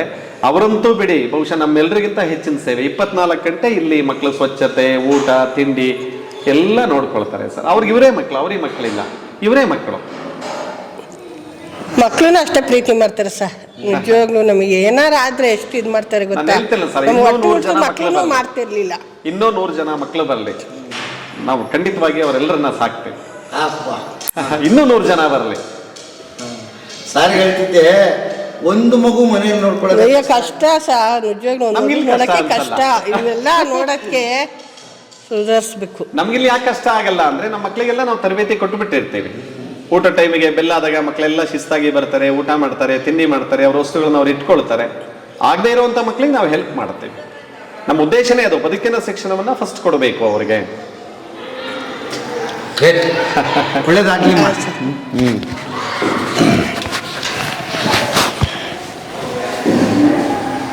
ದಾನಿಗಳು ಬರ್ತಾರೆ ಸರ್, ನಮ್ಗೆ ಇಂಥದ್ದು ಏನ್ ಕೇಳ್ತಾರೆ, ನಿಮ್ಗೆ ಏನ್ ಬೇಕು ಅಂತ. ಸರ್ ಇಂಥದ್ದು ಬೇಕು ಅಂದ್ರೆ ಕೊಡ್ತಾರೆ ಸರ್. ನೀವು ನೋಡುವಂತ ಪ್ರತಿಯೊಂದು ದಾನಿಗಳಿಂದಾನೆ, ಪ್ರತಿಯೊಂದು ದಾನಿಗಳು. ಸರ್ಕಾರ ನಮ್ಮ ಮೇಂಟೆನೆನ್ಸ್ಗೆ ಅಂತ ಒಂದು ವರ್ಷಕ್ಕೆ 8,050 ರೂಪಾಯಿ ಕೊಡುತ್ತೆ ಸರ್. 8,050 ರೂಪಾಯಿ. ನಮ್ದು ಕರೆಂಟ್ ಬಿಲ್ಲು ಒಂದು ತಿಂಗಳಿಗೆ 12,000 ರಿಂದ 15,000. ಮತ್ತೆ ಯಾವ ಲೆಕ್ಕಾಚಾರದಲ್ಲಿ ಅವ್ರಿಗೇನಿದು ಅರ್ಥ ಆಗಲ್ವಾ ಅಂತ? ಗೊತ್ತಿಲ್ಲ.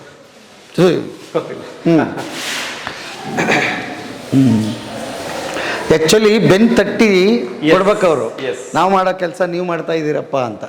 ದೇವರು ಸದ್ಬುದ್ಧಿ ಅವ್ರಿಗೆ ಕೊಡ್ಲಿ ಸರ್. ಇದು ಅಡಿಗೆ ಮನೆ ಸರ್. ಅಡಿಗೆ ಮನೆ ತಿಂಡಿ ಎಲ್ಲ ಆಗಿದೆ. ಇದು ಸ್ಟೋರ್ ರೂಮು. ಓಕೆ. ಇದು ಇನ್ನೂ ಉತ್ತಮವಾಗಿ ಮುಂದಕ್ಕೆ ನಡೆಯೋದಕ್ಕೆ ಸರಾಗವಾಗಿ, ಈಗ ನಿಮಗಂತೂ ಶಕ್ತಿ ಇತ್ತು, ವಯಸ್ಸಿತ್ತು, ಎಲ್ಲ ಮಾಡಿದ್ರೇನು, ನಿರಂತರವಾಗಿ ಇದು ಸಾಕ್ಬೇಕಂದ್ರೆ ಏನು ಪ್ಲಾನ್ಸ್ ಇದೆ ಸರ್? ಹೇಗಿದು ನಡೆಯೋದು? ಇದು ನನ್ನ ಒಬ್ಬಂದೇ ಅಲ್ಲ, ಒಂದು ಟ್ರಸ್ಟ್ ಇದೆ. ದಾನಿಗಳು, ಸಮಾಜ ಸೇವೆಲ್ಲ ಸೇರಿ ಒಂದು ಟ್ರಸ್ಟ್ ಇದೆ, ಆಡಳಿತ ಮಂಡಳಿ ಇದೆ. ನನ್ನ ಒಬ್ಬಂದೇ ಅಲ್ಲ ಇದು, ನಾನೊಬ್ಬ ನಿಮಿತ್ತ ಅಷ್ಟೇ ಇದಕ್ಕೆ. ಅದರಲ್ಲಿ ದೊಡ್ಡ ದೊಡ್ಡ ದಾನಿಗಳೆಲ್ಲ ಇದ್ದಾರೆ. ಆ ಟ್ರಸ್ಟ್ ಮುಖಾಂತರ ಇವಾಗ 45 ಲಕ್ಷ ಒಂದು FD ಇಟ್ಟಿದ್ದೀವಿ. ನಾನು ಇರಲೇ ಇಲ್ಲದೆ ಆಗಲಿ ಇದು ಮುಂದೆ ನಿರಂತರವಾಗಿ ನಡೀತಿರ್ಬೇಕಂತ. ಇನ್ನೊಂದೇನಪ್ಪ ಇಲ್ಲಿ ಅಂದರೆ, 10ನೇ ತರಗತಿ ಮಕ್ಕಳು 10ನೇ ತರಗತಿ ತನಕ ಓದೋದು ಬ್ರೈಲ್ ಲಿಪಿಯಲ್ಲಿ, ಆದರೆ 10ನೇ ತರಗತಿ ಪರೀಕ್ಷೆ ಇರೋದು ಬ್ರೈಲ್ ಅಲ್ಲ. ಮತ್ತೆ ಹೇಗೆ? ಅದಕ್ಕೆ ಏನು ಕಾನೂನು ಮಾಡಿದೆ ಸರ್ಕಾರ ಅಂದರೆ, 10ನೇ ತರಗತಿ ಮಕ್ಕಳಿಗೆ ಬರಿಬೇಕು, 9ನೇ ತರಗತಿ ಕಣ್ಣಿರೋರು ಬರಿಬೇಕು. ಅದು ಬಹಳ ದೊಡ್ಡ ಒಂದು ಸಾಧನೆ. ಎಲ್ಲ ಶಿಕ್ಷಕರಿಗೆ ಅದು ಹೋಗುತ್ತೆ. ಹೌದು, ಒಂದು ಶಾಲೆಗೆ ಹೋಗಿ ತಂದೆ ತಾಯಿ ಶಿಕ್ಷಕರ ಪರಿಚಯ ತಗೊಂಡು, ಪರ್ಮಿಷನ್ ತಗೊಂಡು, ನಾವು ವ್ಯಾನಲ್ಲಿ ಹೋಗಿ ಅವ್ರನ್ನ ಕರ್ಕೊಂಡು ಹೋಗಿ, ಕೇಂದ್ರ ಇಲ್ಲಿಲ್ಲ, SSLC ದೂರದಲ್ಲಿದೆ ಮೌಂಟೇನ್, ಅಲ್ಲಿ ಹೋಗಿ ಅವರಿಗೆಲ್ಲ ಬರ್ಸಿ ಊಟ ತಿಂಡಿ ಇಲ್ಲಿ ಕರ್ಕೊಂಡ್ಬಂದು ಊಟ ತಿಂಡಿ ಕೊಟ್ಟು ಕೊನೆಗೆ ಅವರಿಗೆ ನಾವು ಸನ್ಮಾನ ಮಾಡಿ ಕಳಿಸ್ತಿದ್ವಿ. ನಿರಂತರವಾಗಿ ಸುಮಾರು ವರ್ಷಗಳಿಂದ ಬರ್ತಾ ಇದ್ದೆ.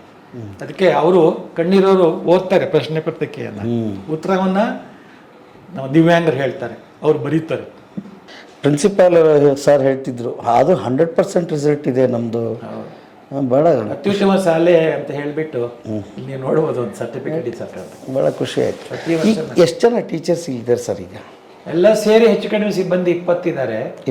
ಇದರಲ್ಲಿ ನಿವೃತ್ತರಾದರಿಗೆ ಸರ್ಕಾರ ಮತ್ತೆ ಮರು ಮಾಡಲಿಲ್ಲ. ಕೆಲಸದಲ್ಲಿ ಇರ್ಬೇಕಾದ್ರೆ ತೀರ್ಕೊಂಡು ಹೋದ್ರು ಇಬ್ರು, ಅವರು ಈ ಜಾಗಕ್ಕೂ ಕೊಟ್ಟಿಲ್ಲ. ಸಂಗೀತ ಅವ್ರದ್ದು ಜೀವಾಳ ಮಕ್ಕಳದು, ಸಂಗೀತ ಶಿಕ್ಷಕನ ಕೊಟ್ಟಿಲ್ಲ. ವಾರ್ಡನ್ ಇದ್ರು ನಿವೃತ್ತಿ ವಾರ್ಡನಿಗೂ ಕೂಡ ಕೊಡಲಿಲ್ಲ. ಕ್ರೀಡಾ ಅವರಿದ್ರು ಅದಕ್ಕೂ ಕೊಟ್ಟಿಲ್ಲ ಇವಾಗ. ಅದಕ್ಕೆ ನನಗೆ ಎಕ್ಸ್ಟ್ರಾ ಒಂದು 10 ಜನ ಹೆಚ್ಚು ಕಡೆ 1 ಲಕ್ಷ ಆಗುತ್ತೆ ತಿಂಗಳಿಗೆ ಅವ್ರಿಗೆ ಸಂಬಳ. ಟ್ರಸ್ಟ್ ಮುಖಾಂತರ ದಾನಿಗಳ ಮುಖಾಂತರ ಕೊಡ್ತಾರೆ, ಸರ್ಕಾರ 1 ಪೈಸೆ ಕೊಟ್ಟಿಲ್ಲ. ನಿಜಕ್ಕೂ ಸರ್ಕಾರಿ ಶಾಲೆಗಳು ಹಿಂಗಿಲ್ವಲ್ಲ ಸರ್? ಇಲ್ಲ ಅಲ್ಲ, ಅದಾಗೋದಕ್ಕೆ ಇದು ಹಿಂಗಿದೆಯಾ? ದೇವಸ್ಥಾನಗಳಿಗೆ ಕೊಡೋ ಪ್ರಾಶಸ್ತ್ಯನ ಶಾಲೆಗಳಿಗೆ ಕೊಡಬೇಕಾಗಿರುವಂಥದ್ದು ನಿಜವಾಗ್ಲೂ ಇವತ್ತಿನ ಅಗತ್ಯ. ಈಗ ನಮ್ಮ ಮಕ್ಕಳುಗಳು ಅಲ್ಲಿ ಬೆಳೀತವೆ, ಮುಂದಿನ ಜಗತ್ತನ್ನ ನಡೆಸ್ತವೆ, ಮುಂದಿನ ದೇಶವನ್ನ ನಡೆಸ್ತವೆ ಅಂತಾದ್ರೆ ನಾವು ದೇವಸ್ಥಾನಕ್ಕಿಂತ ಹೆಚ್ಚಿನ ಪ್ರಾಶಸ್ತ್ಯ ಅಲ್ಲಿ ಕೊಡ್ಲೇಬೇಕಲ್ಲ. ಹೌದು ಹೌದು. ನಾನು ಮೊದಲೇ ಹೇಳಿದೆ, ನಮ್ಮದು ಶಾಲೆ ಎಲ್ಲ ದೇವಸ್ಥಾನ, ನಮ್ಮ ಮಕ್ಕಳ ದೇವಾಲಯ ಅಂತ. ಹಾಗಾಗಿ ನಾವು ಶುದ್ಧವಾಗಿ ಇಡ್ಲೇಬೇಕಲ್ಲ. ನಮ್ಮ ಮೊದಲ ಪ್ರಾಶಸ್ತ್ಯ ಸ್ವಚ್ಛತೆ, ಶಿಸ್ತು, ಆಮೇಲೆ ಶಿಕ್ಷಣ. ಬೇಕಾದಷ್ಟು ಸರ್ಕಾರಿ ಶಾಲೆಗಳಲ್ಲಿ ಆಟದ ಮೈದಾನ ಇಲ್ಲ ಎಸ್ ಸರ್, ಎಸ್ ಅಲ್ವಾ? ಎಸ್. ಅವ್ರಿಗೆ ಮೂಲಭೂತ ಸೌಕರ್ಯಗಳಿಲ್ಲ ಇಲ್ಲ. ಅದು ನಮ್ಮ ಇಲಾಖಾ ಮಟ್ಟದಲ್ಲಿ, ಸರ್ಕಾರದ ಮಟ್ಟದಲ್ಲಿ ಒಂದು ಹೊಸ ಆಲೋಚನೆ ಬರಬೇಕು. ಪ್ರತಿ 10 ಹಳ್ಳಿಗಳು ಇರುವಂತ ಕಡೆಗೆ ಶಾಲೆ ಕೊಡೋ ಬದಲು 10 ಹಳ್ಳಿಗಳ ಮಧ್ಯದಲ್ಲಿ ಸರ್ಕಾರಿ ಜಾಗನ ತಗೊಂಡ್ಲಿ, ಒಂದು 200 ಎಕರೆ 300 ಎಕರೆ ಸರ್ಕಾರಿ ಜಾಗ ತಗೊಂಡು ಎಷ್ಟೆಲ್ಲ ಡೆವಲಪ್ ಮಾಡಕ್ಕಾಗತ್ತೆ, ಅಲ್ಲಿ ಶೈಕ್ಷಣಿಕವಾಗಿ ಆಧುನಿಕವಾಗಿ ಕೊಡಕ್ಕಾಗತ್ತೆ, ಆ ಸಂಕೀರ್ಣದಲ್ಲಿ ವ್ಯವಸ್ಥೆ ಮಾಡ್ಲಿ. 10 ಹಳ್ಳಿ ಮಕ್ಕಳುಗಳನ್ನ ಅಲ್ಲಿ ಕರ್ತರ್ಲಿ ಮಾಡ್ಲಿ. ಆ ತರದೊಂದು ಹೊಸ ಆಲೋಚನೆ ಮಾಡ್ಲಿ. ಅವಾಗ ಅವು ದೇವಸ್ಥಾನಗಳಂಗೆ ಕಾಣುತ್ತವೆ. ಈಗ ಎಲ್ಲೋ ಒಂದು 10 ಮನೆ ಇದ್ದ ಕಡೆಗೆ ಒಂದು ಶಾಲೆ ಕೊಟ್ಟು ಅಲ್ಲಿ ಮೈದಾನ ಇಲ್ಲ, ಮಕ್ಕಳಿಗೆ ಶೌಚಾಲಯ ಇಲ್ಲ ಅಂತ ಹೇಳೋದಕ್ಕಿಂತ 10 ಹಳ್ಳಿ ಮಧ್ಯದಲ್ಲಿ ಒಂದು ಸಂಕೀರ್ಣ ಮಾಡ್ಬಿಟ್ರೆ ಎಷ್ಟು ಚೆನ್ನಾಗಿರುತ್ತೆ. ಆ ಕಲ್ಪನೆ ಮಾಡ್ಕೊಳ್ಳಿ ನೀವು, ಕಲ್ಪನೆ ಮಾಡ್ಕೊಳ್ಳಿ. 10 ಹಳ್ಳಿ ಮಕ್ಕಳು ಅಲ್ಲೇ ಬಂದು ಊಟ ಮಾಡ್ಲಿ, ಅಲ್ಲೇ ಬಂದು ಬೇರಿಲಿ, ಅಲ್ಲೇ ಬಂದು ಓದ್ಲಿ, ಅಲ್ಲೇ ಬಂದು ಬೆಳಿಲಿ. ನಿಮ್ಗೆ ಯಾವ ಗುಣಮಟ್ಟ ಶಿಕ್ಷಣ ಕೊಡೋಕ್ಕಾಗುತ್ತೆ ಅಲ್ಲೇ ಕೊಡಿ. ಯಾಕೆ ಈ ಹೊಸ ಕಾನ್ಸೆಪ್ಟ್ ಬರಬಾರದು? ಇದು ಕಂಪ್ಯೂಟರ್ ರೂಮ್ ಸರ್. ಕಂಪ್ಯೂಟರ್ 10 ಗಂಟೆಯಿಂದ ಕ್ಲಾಸ್ ಶುರುವಾಗುತ್ತೆ, ಎಲ್ಲ ಓಪನ್ ಆಗುತ್ತೆ. ನಾವು ಪ್ರತಿ ದಿವಸ ಬೆಳಗ್ಗೆಯಿಂದ ಸಂಜೆವರೆಗೆ ಸಬ್ಜೆಕ್ಟ್ ಜೊತೆನಲ್ಲಿ ಸಂಗೀತಕ್ಕೊಂದು ಕ್ಲಾಸು, ತಬಲಾಕ್ಕೊಂದು ಕ್ಲಾಸು, ಕಂಪ್ಯೂಟರ್ಗೆ ಒಂದು ಕ್ಲಾಸು, ಪ್ರತಿ ಕ್ಲಾಸ್ಗೆ ಹಂಗೆ ಅಲರ್ಟ್ ಮಾಡ್ತೀವಿ. ಆಯಾ ಪೀರಿಯಡ್ ಇದ್ದಾಗ ಮಕ್ಕಳು ಆಯಾ ಇದಕ್ಕೆ ಹೋಗ್ಬಿಡುತ್ತಾರೆ. ಓಕೆ. ಈ ಏನಪ್ಪಾ ಪುಸ್ತಕದ ಹುಳುವಾಗಿ ಇರ್ಬೇಕು ತಲೆನೋವಂತ ನೋಡಿ, ನಮ್ಮ ಮಕ್ಕಳೆಲ್ಲ ಈ ಇದರಲ್ಲಿ ಕಾಡಲ್ಲಿ ಹಕ್ಕಿಗಳ ಹಾರಾಡ್ತಾವಲ್ಲ, ಮರಗಳ ಮಧ್ಯೆ ಎಷ್ಟು ಫ್ರೀ ಆಗಿದ್ದಾರೆ ನೋಡಿ. ಅವ್ರಿಗೆ ಇನ್ಫೀರಿಯಾರಿಟಿನೇ ಇಲ್ಲ. ಖುಷಿಯಾಗಿರ್ತಾರೆ. ಆಮೇಲೆ ಬಹಳ ಚಂದ ಮಾತಾಡ್ತಾರ್ರಿ. ಅದೇನ್ ಟ್ರೈನಿಂಗ್ ಕೊಟ್ಟಿದ್ದೀರಪ್ಪ? ಸರ್ ಈಗ ನೋಡಿ, ನನ್ನ ಹೆಡ್ ಮಾಸ್ಟರ್ ಅನ್ನಕ್ಕಿಂತ ಮಕ್ಕಳು ಏನ್ ಸರ್ ತಿಂಡಿ ಆಯ್ತಾ ಸರ್, ಊಟ ಆಯ್ತಾ ಸರ್ ಅಂತಾರೆ. ತಂದೆ ತಾಯಿಗಳ ಸ್ಥಾನನೂ ತುಂಬಬೇಕಲ್ಲ ಸರ್ ಮಕ್ಕಳಿಗೆ, ಗುರುಗಳಾಗಿ, ತಂದೆ ತಾಯಿಗಳಾಗಿ, ಮಾರ್ಗದರ್ಶಕರಾಗಿ. ಮೋಸ್ಟ್ಲಿ ಈ ಸಂಸ್ಥೆದು ಏನು ಅಂತ ಹುಡುಕ್ತಿದ್ದೆ ನಾನು ಇಷ್ಟೊತ್ತು. ನನಗೊಂದು ಅರ್ಥ ಆಗೋಯ್ತು ಸರ್, ನಿಮ್ಮಂಥ ಮನ್ಸುಗಳೇ ಇದನ್ನು ಕಟ್ಟಿರೋದು ಅಂತ. ಇಲ್ಲ, ನಮ್ಮಂತವ್ರಿಗೆ ಬೆಂತಟ್ಟೋ ದೊಡ್ಡ ಮನಸ್ಸು ಇದೆಯಲ್ಲ ಸರ್ ಕೃಷ್ಣೇಗೌಡರು. ಅಲ್ಲ, ಏನಿದ್ರು ಪ್ರತಿ ದಿವಸ ಪ್ರತಿ ಕ್ಷಣ ಅದನ್ನ ಫೇಸ್ ಮಾಡಿ ನಾವು ಅದನ್ನ ತುಂಬ್ಕೊಂಡ್ಬಿಟ್ಟಿದೀವಿ ಸರ್. ಗ್ರೇಟ್, ಅದ್ಭುತ. ಇದು ನಮ್ಮ ಸಂಪನ್ಮೂಲ ಕೊಠಡಿ. ಬನ್ನಿ ಸರ್ ಒಳಗಡೆ. ಇದೊಂದು ಅದ್ಭುತವಾಗಿದೆ ಸರ್. ಏನೇನಿದು? ಇದು ನಾವು 1ನೇ ಕ್ಲಾಸ್ಗೆ ಬಂದಾಗ ಪ್ರತಿ ಬ್ಲೈಂಡ್ ಮಗು ಕಲಿಯುವಂತದ್ದು ಇದು 6 ಚುಕ್ಕೆನಲ್ಲಿ ಸರ್. ನಾನಲ್ಲಿ ಪ್ರಸ್ತಾಪ ಮಾಡಿದೆ ಅದನ್ನ. ಈ ಬಲಗೈನ ಇದ್ರ ಮೇಲೆ ಇಟ್ಟಾಗ ಈ ತೋರು ಬೆರಳಿಗೆ ಏನ್ ಸಿಗುತ್ತಲ್ಲ sir, dot 1st 2nd 3rd 4th 5th 6th ಅಂತ ಹೀಗೆ 2 ಬರೋ ಹಂಗೆ ಇಟ್ಕೊಂಡ್ರೆ ನಮ್ ಕಾನ್ಸೆಪ್ಟ್ ತಪ್ಪಾಗುತ್ತೆ. 3 ಚುಕ್ಕೆಗಳು ಬರೋ ಹಾಗೆ ಇಟ್ಕೋಬೇಕು. ಸೊ ಇದೇ ಕಾನ್ಸೆಪ್ಟ್ ಅಲ್ಲಿ ನೋಡಿ ಇಲ್ಲಿದೆ. ಈಗ 6 ಚುಕ್ಕೆಗಳು ನಾವು 6 ಗೋಲಿ ಕೊಡ್ತೀವಿ. 6 ಗೋಲಿ ಮತ್ತೆ ಇದೊಂದನ್ನ ಡಿವೈಸ್ ಅನ್ನ ಕೊಟ್ಟಾಗ ಮಗು ಫಸ್ಟ್ ಇದನ್ನ ಪ್ರಾಕ್ಟೀಸ್ ಮಾಡಬೇಕು. Dot 1A 1-2B 1-4C 1-4-5D ಅಂತ ಮಕ್ಕಳಿಗೆ ಬರಬೇಕು. ಬಂದಾದ್ಮೇಲೆ ನಾವು ಗೋಲಿ ಕೊಡ್ತೀವಿ, ಇದಕ್ಕೆ ಎಡಪ್ಪ ಅಂತ. ಆ ಮಗು ಕೈ ಬೆರಳನ್ನ ಇದ್ರ ಮೇಲೆ ಇಟ್ಟು ಡಾಟ್ 1A ಇಲ್ಲಿಗೆ ಇಡುತ್ತೆ. ಅದು ಇಂಗ್ಲಿಷ್ ಅಲ್ಲಿ A ಆಗುತ್ತೆ, ಕನ್ನಡದಲ್ಲಿ ಆ ಆಗುತ್ತೆ. ಆಮೇಲೆ ಬೀಗಿಡು ಅಂತ ಹೇಳಿದಾಗ 1 ಮತ್ತೆ 2ಕ್ಕೆ ಇಡ್ತಾನೆ. 6 ಗೋಲಿ ಅವನ ಕೈನಲ್ಲಿ ಇರ್ತಾವಲ್ಲ, 2 ಗೋಲಿ ತೆಗೆದು ಇಲ್ಲಿಗೆ ಇಡ್ತಾನೆ. ಅದು ಇಂಗ್ಲಿಷ್ ಅಲ್ಲಿ ಬಿ ಆಗುತ್ತೆ, ಕನ್ನಡದಲ್ಲಿ ಬಾ ಆಗುತ್ತೆ. ಅಗೇನ್ ಇದು ಸಿ 1-4ಗೆ ಇಡ್ತಾನೆ, ಸಿ ಆಗುತ್ತೆ, ಅಲ್ಲಿ ಛ ಆಗುತ್ತೆ. ಕನ್ನಡ ನೀವು ಕಲಿಬಹುದು. ಇಲ್ಲಿ ಯಾರೊಬ್ರು ಮಾಡ್ತಾರೆ, ಇವರು ಮಾಡ್ತಾರೆ. ಚಿನ್ನ ಬಾಯಿಲಿ ಅಲ್ಲಿ ಹೋಗಪ್ಪ.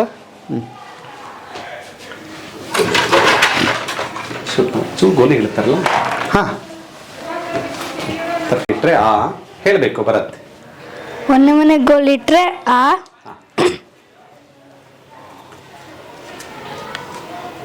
3 4 4 5 ಆ, 2ನೇ ಆ, 2ನೇ ಆ,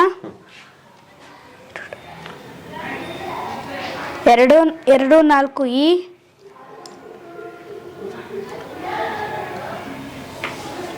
3 3 5 ಈ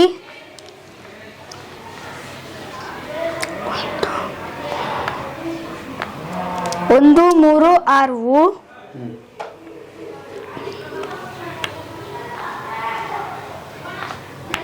1 2 5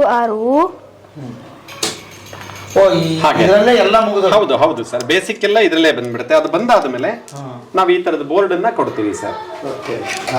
ಇದು ಡೆಹ್ರಾಡೂನು ಮತ್ತೆ ದೆಹಲಿಯಿಂದ ಸಿಗುತ್ತೆ ಸರ್ ನಮ್ಗೆ, ಅಲ್ಲಿಂದ ತರಿಸ್ತೀವಿ ನಾವು NIVH ಇಂದ. ಇದರಲ್ಲಿ ನೋಡಿ ನೀವು ಸೂಕ್ಷ್ಮವಾಗಿ ಅಬ್ಸರ್ವ್ ಮಾಡಿದ್ರೆ ಒಂದೊಂದು ಸೆಲ್ ಅಲ್ಲಿ 6 ಚುಕ್ಕೆಗಳಿದೆ. ಸೊ ಇಲ್ಲೇನು ಈ ಡಿವೈಸ್ ಅಲ್ಲಿ ಕಲಿತಾರೆ ಅದನ್ನ ಇಲ್ಲಿ ಇಂಪ್ಲಿಮೆಂಟ್ ಮಾಡ್ತಾರೆ.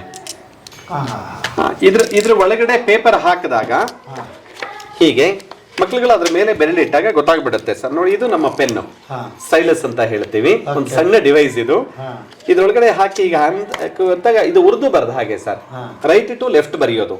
ನೋಡಿ ಈ ಕಡೆ ಟಾಪ್ .1, ಇದು 2 ಮಧ್ಯೆ, ಇದು 3, ಇದು 4 5 6, ಹೀಗೆ ಒಂದೇ ಸೆಲ್ ಅಲ್ಲಿ 6 ಡಾಟ್ಗಳಿದೆ. ಈ ಹುಡುಗ ಅಕ್ಷರ ಹೇಳಿದ್ನಲ್ಲ, ಇದ್ರ ಪ್ರಕಾರ ಇಲ್ಲಿ ಬರಿತಾ ಹೋಗ್ತಾರೆ. ಇದು ಕನ್ನಡ ಬರೆಯೋದು ಹೇಗೆ ಅಂತ ಹೇಳಿದ್ರೆ ಸ್ವರ ವ್ಯಂಜನ ಜಾಯಿನ್ ಆಗ್ತಾ ಹೋಗುತ್ತೆ ಸರ್. ಈಗ ರಾಮ ಬರೀಬೇಕಾದ್ರೆ ರಾ ಬರೆದು ಎರಡನೇ ಆ ಬರೆದು ಮಾ ಬರೀತಾರೆ, ರಾಮ. ಗೋವಿಂದ ಬರೀಬೇಕಾದ್ರೆ ಗಾ ಬರೆದು ಎರಡನೇ ಓ ಬರೆದು ವಾ ಬರೆದು ಈ ಬರೆದು 0 ಬರೆದು ದಾ ಬರೀತಾರೆ. ಸ್ವರ ವ್ಯಂಜನ ಹಾಗೆ ಹೀಗೆ ಬರೆದದ್ದು ಏನಾಗುತ್ತೆ, ರೈಟ್ ಟು ಲೆಫ್ಟ್. ಈ ಪೇಪರ್ನ ತೆಗೆದು ಹೀಗೆ ಉಲ್ಟಾ ಮಾಡಿದಾಗ ಲೆಫ್ಟ್ ಟು ರೈಟ್ ಸಿಗುತ್ತೆ ಓದೋದಕ್ಕೆ. That is Braille. ನೋಡಿ ಇಲ್ಲೇ ಇದೆ ಆ ಥರದ್ದೆಲ್ಲ. ನನ್ನ ಮಕ್ಕಳಿಗೆ ಅನುಕೂಲ ಆಗಲಿ ಅಂತ ಹೇಳಿ ಕರ್ನಾಟಕದ ಜಿಲ್ಲೆಗಳು ಅಂತ ಹೇಳಿ ಮಾಡಿದ್ದೀನಿ. ಒಳಗಡೆ ನಾವು ಓದ್ಬೋದು, ಕಣ್ಣು ಇರುವಂಥವ್ರು. ಸೊ ಇದೇ ವಿಷಯನ ನಮ್ಮ ಮಕ್ಕಳು ಇಲ್ಲಿ ಓದ್ತಾರೆ. ಅವ್ರು ಓದೋದು ಸರಿನಾ ತಪ್ಪ ನಾವು ನೋಡ್ಕೊಳ್ಬೋದು ಇಲ್ಲಿ. ಈ ಥರದ್ದು ಟೀಚಿಂಗ್. ಮತ್ತೆ ಇದೆಲ್ಲ ಎಂಬೋಸ್ಡ್ ಮ್ಯಾಪ್ಸ್ ಸರ್. ಈಗ ನಾವು ನೋಡಿ ಅದನ್ನ ಡೆಹ್ರಾಡೂನಿಂದ ತರಿಸಿದ್ವಿ, ಅದು ಕಾಸ್ಟ್ಲಿ ಆಗುತ್ತೆ ಅಲ್ಲಿಂದ ತರಿಸೋದು. ಹಾಗಾಗಿ ನಾನು ನಂದೇ ಆದ ಕಾನ್ಸೆಪ್ಟ್ ಅನ್ನ ಡೆವಲಪ್ ಮಾಡ್ಕೊಂಡು ನಾನು ಸೋಷಿಯಲ್ ಸೈನ್ಸ್ ಪಾಠ ಮಾಡೋದು, ಜಿಯೋಗ್ರಫಿ ಎಲ್ಲ ನಂದೇ ಆದ ಕಾನ್ಸೆಪ್ಟ್ ಅನ್ನ ಡೆವಲಪ್ ಮಾಡ್ಕೊಂಡು ಬಹಳ ಕಡಿಮೆ ಇದರಲ್ಲಿ ಈ ಟೀಚಿಂಗ್ ಅನ್ನ ನಾನು ಮಾಡ್ಕೊಂಡಿದ್ದೀನಿ. ಬಟ್ಟೆನಲ್ಲಿ ಸ್ಟಿಚ್ ಮಾಡಿಸಿರೋದು. ಮಕ್ಳು ಎಷ್ಟೇ ಸರಿ ಮುಟ್ಟು ನೋಡಿದ್ರೆ ಗೊತ್ತಾಗಲ್ಲ. ಈ ಕೇಳ್ತಾರೆ ಸರ್ ಗುಲ್ಬರ್ಗ ಎಲ್ಲಿದೆ ಸರ್, ನಾನು ಕಾನ್ಸೆಪ್ಟ್ ಕೊಡೋದು ಹೇಗೆ ಅವರಿಗೆ ಕಾಣಿಸಲ್ಲ. ಹಾಗಾಗಿ ಅವ್ರಿಗೆ ಮುಟ್ಟಿ ಹೀಗೆ ತೋರಿಸ್ಬೋದು. ಈ ತರ ಸುಮಾರೆಲ್ಲ ಮ್ಯಾಪ್ಸ್ ಅನ್ನ ಮಾಡ್ಕೊಂಡಿದೀವಿ, ಇಲ್ಲೆಲ್ಲ ಅದಿದೆ ಸರ್. ಮತ್ತೆ ಈಗ ಬೆಂಗಳೂರಲ್ಲಿ ಒಂದು ವಿಷನ್ ಎಂಪವರ್ಮೆಂಟ್ ಅಂತ ಸಂಸ್ಥೆ ಸರ್, ಅಲ್ಲಿ ಒಬ್ರು ಸಂಪನ್ಮೂಲ ಟೀಚರ್ಸ್ ಅನ್ನ ಕೊಟ್ಟಿದ್ದಾರೆ. ಆಕ್ಟಿವಿಟಿ ಬೇಸ್ಡ್ ಮ್ಯಾಥ್ಸ್ ಮತ್ತೆ ಸೈನ್ಸ್ ಕಾನ್ಸೆಪ್ಟ್ ಅನ್ನ ಮಕ್ಕಳಿಗೆ ಕಲಿಸ್ಕೊಡೋದಕ್ಕೆ ಅವ್ರ ಸಹಾಯ ಕೂಡ ಸಿಗ್ತಾ ಇದೆ. ಮತ್ತೆ ಇದು ಮಕ್ಕಳು ಮಾಡಿರುವಂತ ಬ್ಯಾಗ್ಸ್ ಸರ್. ಈ ತರದ ಬ್ಯಾಗ್ ಗಳನ್ನ ನಾವು ಮಕ್ಕಳಿಂದ ಹೆಣಿಸ್ತೀವಿ. ಒಬ್ಬ ಸಪರೇಟ್ ಟೀಚರ್ ಇದ್ದಾರೆ, ಅವರು ಕೂಡ ಬ್ಲೈಂಡ್, ಮಾರಾಟ ಮಾಡ್ತೀವಿ. ಹೌದಾ? ಆಮೇಲೆ ಈ ತರದ ಅಲ್ಲೊಂದು ಫ್ರೇಮ್ ಇಟ್ಟಿದೀವಲ್ಲ, ಈಗೆಲ್ಲ ಆ ತರದ ಫ್ರೇಮ್ಗಳು ಬಹಳ ಕಡಿಮೆ ವುಡನ್ ಫ್ರೇಮ್ಸ್, ಆ ತರದೆಲ್ಲ ರೇಖೆಯನ್ನು ಮಾಡ್ತೀವಿ. ಇನ್ನು ಇದೆಲ್ಲ ಬ್ರೈಲ್ ಬುಕ್ ಸರ್ ನಮ್ಮಲ್ಲಿ. ನಾನು ಹೇಳಿದ್ನಲ್ಲ, ಬಹುಶಃ ಚಿಕ್ಕಮಗಳೂರದ ಇಲಾಖೆಗಳು ದಾನಿಗಳನ್ನ ನೆನ್ಕೊಂಡಾಗ ಹೃದಯ ತುಂಬಿ ಬರುತ್ತೆ ಅಂತ. ನಮ್ಮ ಯೋಜನಾ ಮತ್ತೆ ಕ್ರೀಡಾ ಇಲಾಖೆನಲ್ಲಿ ಒಬ್ರು ಹೃದಯವಂತ ಇವರಿದ್ದಾರೆ, ಉಪನಿರ್ದೇಶಕರು ಡಾಕ್ಟರ್ ಮಂಜುಳಾ ಅಂತ ಹೇಳಿ. ಅವರು ಅವರ ಅನುದಾನದಿಂದ ಒಂದು 20,000 ರೂಪಾಯಿ ಪುಸ್ತಕಗಳು, ಜನರಲ್ ಪುಸ್ತಕಗಳವೆಲ್ಲ ಕನ್ನಡ ಸಾಹಿತ್ಯಕ್ಕೆ ಸಂಬಂಧಪಟ್ಟಂತ ಪುಸ್ತಕ. ಇನ್ನು ಸಪರೇಟ್ ನಮ್ಮ ಟೆಕ್ಸ್ಟ್ ಬುಕ್ ಲೈಬ್ರರಿ ಬೇರೆ ಇದೆ ಸರ್. ಅಂದ್ರೆ ಅದು ಇವ್ರಿಗೆ ಓದೋ ತರ ಇರುತ್ತೆ, ಬ್ರೈನ್ ಲಿಪಿಯಲ್ಲೇ ಇರುತ್ತೆ. ಕನ್ನಡದ ನಮ್ಮ ಕಾದಂಬರಿ ಆ ತರದ್ದೆಲ್ಲ ಏನಿದೆಯಲ್ಲ ಅದನ್ನ ಬ್ರೈಲಿಗೆ ಟ್ರಾನ್ಸ್ಲೇಷನ್ ಮಾಡಿ ಕೊಟ್ಟಿರುವಂತದ್ದು. ಏನು ಅದ್ಭುತ ಕೆಲಸ ನೋಡಿ. ಜನಪ್ರಿಯ 106 ಅರ್ಥ ಸಹಿತ ಗಾದೆಗಳು. ಮಕ್ಕಳೆಲ್ಲ ಫ್ರೀ ಇದ್ದಾಗ ಓಪನ್ ಇರುತ್ತೆ, ಎಲ್ಲ ಓದ್ಕೊಳ್ತಾರೆ. ಓಕೆ ಓಕೆ, ಹಿಂಗಿರುತ್ತೆ ಸರ್. ಅದೇನ್ ಕಲ್ತಿರ್ತಾರಲ್ಲ ಅದನ್ನ ಹೀಗೆ ಮುಟ್ಟಿ ಓದ್ತಾರೆ. Okay okay.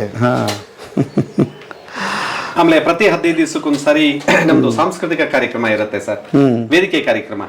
ಮಕ್ಕಳಿಗೆ ಭಾವಗೀತೆ, ಭಕ್ತಿಗೀತೆ, ಜಾನಪದ ಗೀತೆ, ಪಿಕ್ ಅಂಡ್ ಆಕ್ಟ್ ಆ ತರದವೆಲ್ಲ ತಯಾರು ಮಾಡ್ತೀವಿ ಅಲ್ಲಿ.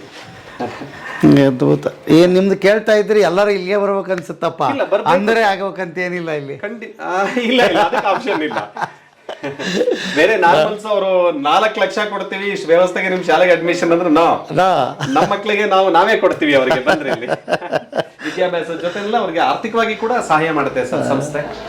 ನಮ್ಮ ಹಿರಿಯ ಮಕ್ಕಳುಗಳು ಯಾರೇ ಕಷ್ಟದಲ್ಲಿದೀವಿ ಅಂತ ಹೇಳಿದ್ರು, ಮತ್ತೆ ನೋಡಿ ಇವರೆಲ್ಲ ನಮ್ಮ ಸಾಧಕರು, ಇವರೆಲ್ಲ ಅಂತಾರಾಷ್ಟ್ರೀಯ ಮಟ್ಟದವರೆಗೆ ಹೋಗಿದಾರಲ್ಲ, ಇವರಿಗೆಲ್ಲ ನಾವು ದಾನಿಗಳಿಂದನೇ ಸಹಾಯ ಮಾಡಿರೋದು. ಅಮೆರಿಕ, ಬೇರೆ ಯಾವುದೇ ದೇಶಕ್ಕೆ ಹೋಗ್ಲಿ ನಮ್ ಕೈಲಿ ಎಷ್ಟಾಗುತ್ತೆ ಅಷ್ಟನ್ನ ಪುಷಪ್ ಮಾಡ್ತೀವಿ. ಅವ್ರು ಸೀನಿಯರ್ಸ್ ಅಂತ ನಾವು ಬಿಡಲ್ಲ. ಶಾಲೆ ಮಕ್ಕಳನ್ನ ಹೆಂಗ್ ನೋಡ್ಕೊಳ್ತೀವಿ ಹಂಗೆ ಆ ಮಕ್ಕಳುಗಳನ್ನು ಕೂಡ ನಾವು ನೋಡ್ತಾ ಇದೀವಿ. ನೋಡಿ, ಇವರು ಏಕಲವ್ಯ ಅವಾರ್ಡ್ ಸರ್. ಕರ್ನಾಟಕದ ಇತಿಹಾಸದಲ್ಲಿ ಒಬ್ಬ ಅಂಧ ಮೊಟ್ಟ ಮೊದಲಿಗೆ ಏಕಲವ್ಯ ತಗೊಂಡಿರೋದು ನಮ್ಮ ಹುಡುಗ. ಜೈನ್ ಶವಾದ್ ಅಂತ ಹೇಳಿ. Great great. ಈ ಹುಡುಗ ಇಲ್ಲೇ ಚಿಕ್ಕಮಗಳೂರು ಜಿಲ್ಲೆ, ಅವ್ರೀಗ MA ಮಾಡ್ಕೊಂಡು ಇದ್ದಾರೆ. ಆಮೇಲೆ ಅವರದೇ ಮೆಡಲ್ಸ್ ಇದೆ, ಆ ಕಡೆ ಆಫೀಸರ್ ಅಲ್ಲಿ ತೋರಿಸ್ತೀನಿ. ಮತ್ತೆ ಇವರು ಚಿತ್ರದುರ್ಗ ಸರ್, ಇವ್ರಿಗೆ ಕಳೆದ ಸಾರಿನಲ್ಲಿ ಏಕಲವ್ಯ ಅವಾರ್ಡ್ ಆಯ್ತು. ಇವರು ಇಂಡಿಯನ್ ಕ್ರಿಕೆಟ್ ಟೀಮ್ ಅಲ್ಲಿ ಸಚಿನ್ ತೆಂಡೂಲ್ಕರ್ ಅಂತ ನಮ್ಮ ಬ್ಲೈಂಡ್ ಕ್ರಿಕೆಟ್ ಟೀಮ್ ಅಲ್ಲಿ. ಹೌದಾ? ಹೌದು, ಒಳ್ಳೆ ಆಟಗಾರ. ಈಗಲೂ ಕೂಡ ಟೀಮ್ ಅಲ್ಲಿ ಆಟ ಆಡ್ತಾರೆ ಅವರು. ಆಮೇಲೆ ಇವರು ಪ್ಯಾರಾ ಒಲಿಂಪಿಕ್ ಗೆ ಆಯ್ಕೆ ಆಗಿದ್ದಾರೆ, ಈ ಸರಿ ಕ್ವಾಲಿಫೈ ಆಗಿದ್ದಾರೆ. ಬಹುಶಃ ಅವ್ರಿಗೆ ಅರ್ಜುನ್ ನ್ಯಾಷನಲ್ ಅವಾರ್ಡ್ ಆಗುತ್ತೆ ಅನ್ನೋ ಒಂದು ಆಸೆ ಇದೆ. ಅದ್ಭುತ ಆಗ್ಲಿ ಸರ್. ಇನ್ನು ಇವರಿಗಿಂತ ಸ್ವಲ್ಪ ಸಾಧನೆ ಕೆಳಮಟ್ಟದಲ್ಲಿ ಇರತಕ್ಕಂತ ಬಹಳಷ್ಟು ಮಕ್ಕಳುಗಳಿದ್ದಾರೆ. ಆಮೇಲೆ ಇವರು ನಮ್ಮ ಹೆಚ್ಚಿನ ಸಾಧಕರು ನೋಡಿ, KH ರಮೇಶ್ ಅಂತ ಆ ಹುಡುಗ ಹುಬ್ಬಳ್ಳಿಯವರು. ನೆಟ್ ಆಗಿದೆ, ಸ್ಲೆಟ್ ಆಗಿದೆ, ಈಗ ಡಿಗ್ರಿ ಕಾಲೇಜ್ ಲೆಕ್ಚರರ್ ಆಗಿ ಕೆಲಸ ಮಾಡ್ತಾ ಇದ್ದಾರೆ. ಆಮೇಲೆ ಶೇಖ್ ಅಬೀಬುಲ್ಲಕ್, ಅದು ಸಿಸ್ಕೋ ಅಂತ ಹೇಳಿ ಸರ್, ಅಮೆರಿಕನ್ ಬೇಸ್ಡ್ ಕಂಪನಿ. ಅಲ್ಲಿ ಪ್ರಪಂಚದಿಂದ 2 ಜನ ಬ್ಲೈಂಡ್ ಇರೋದು, ಅದ್ರಲ್ಲಿ ನಮ್ಮ ಹುಡುಗ ಒಬ್ಬ. ಹೆಚ್ಚು ಕಡಿಮೆ 1.5 ಲಕ್ಷ ಸಂಬಳ, ನನ್ನ 2.5 ಪಟ್ಟು ಸಂಬಳ. ನಾನು ಹೇಳಿದ್ನಲ್ಲ, ನಮ್ಮ ಸಂಸ್ಥೆ ಹೆಮ್ಮೆ ಸಾಧನೆ ಏನು ಅಂತ ಹೇಳಿದ್ರೆ ಇಂಥ ಮುತ್ತು ರತ್ನಗಳನ್ನ ನಾವು ಸಮಾಜಕ್ಕೆ ಕೊಟ್ಟಿದೀವಲ್ಲ, ಅದೇ ನಮ್ಮ ಹೆಮ್ಮೆ. ಇನ್ನು ಉಳಿದವರೆಲ್ಲ ಇಲ್ಲಿ ಸುಮಾರು ಒಂದು 70-80 ಜನ ಸರ್ಕಾರಿ ಕೆಲಸಕ್ಕೆ ಹೋಗಿದ್ದಾರೆ ಸರ್. ಹಾಕೋದಕ್ಕೆ ಜಾಗ ಇಲ್ಲ ಅಂತ ದೊಡ್ಡ ಸಾಧಕರನ್ನ ಮಾತ್ರ.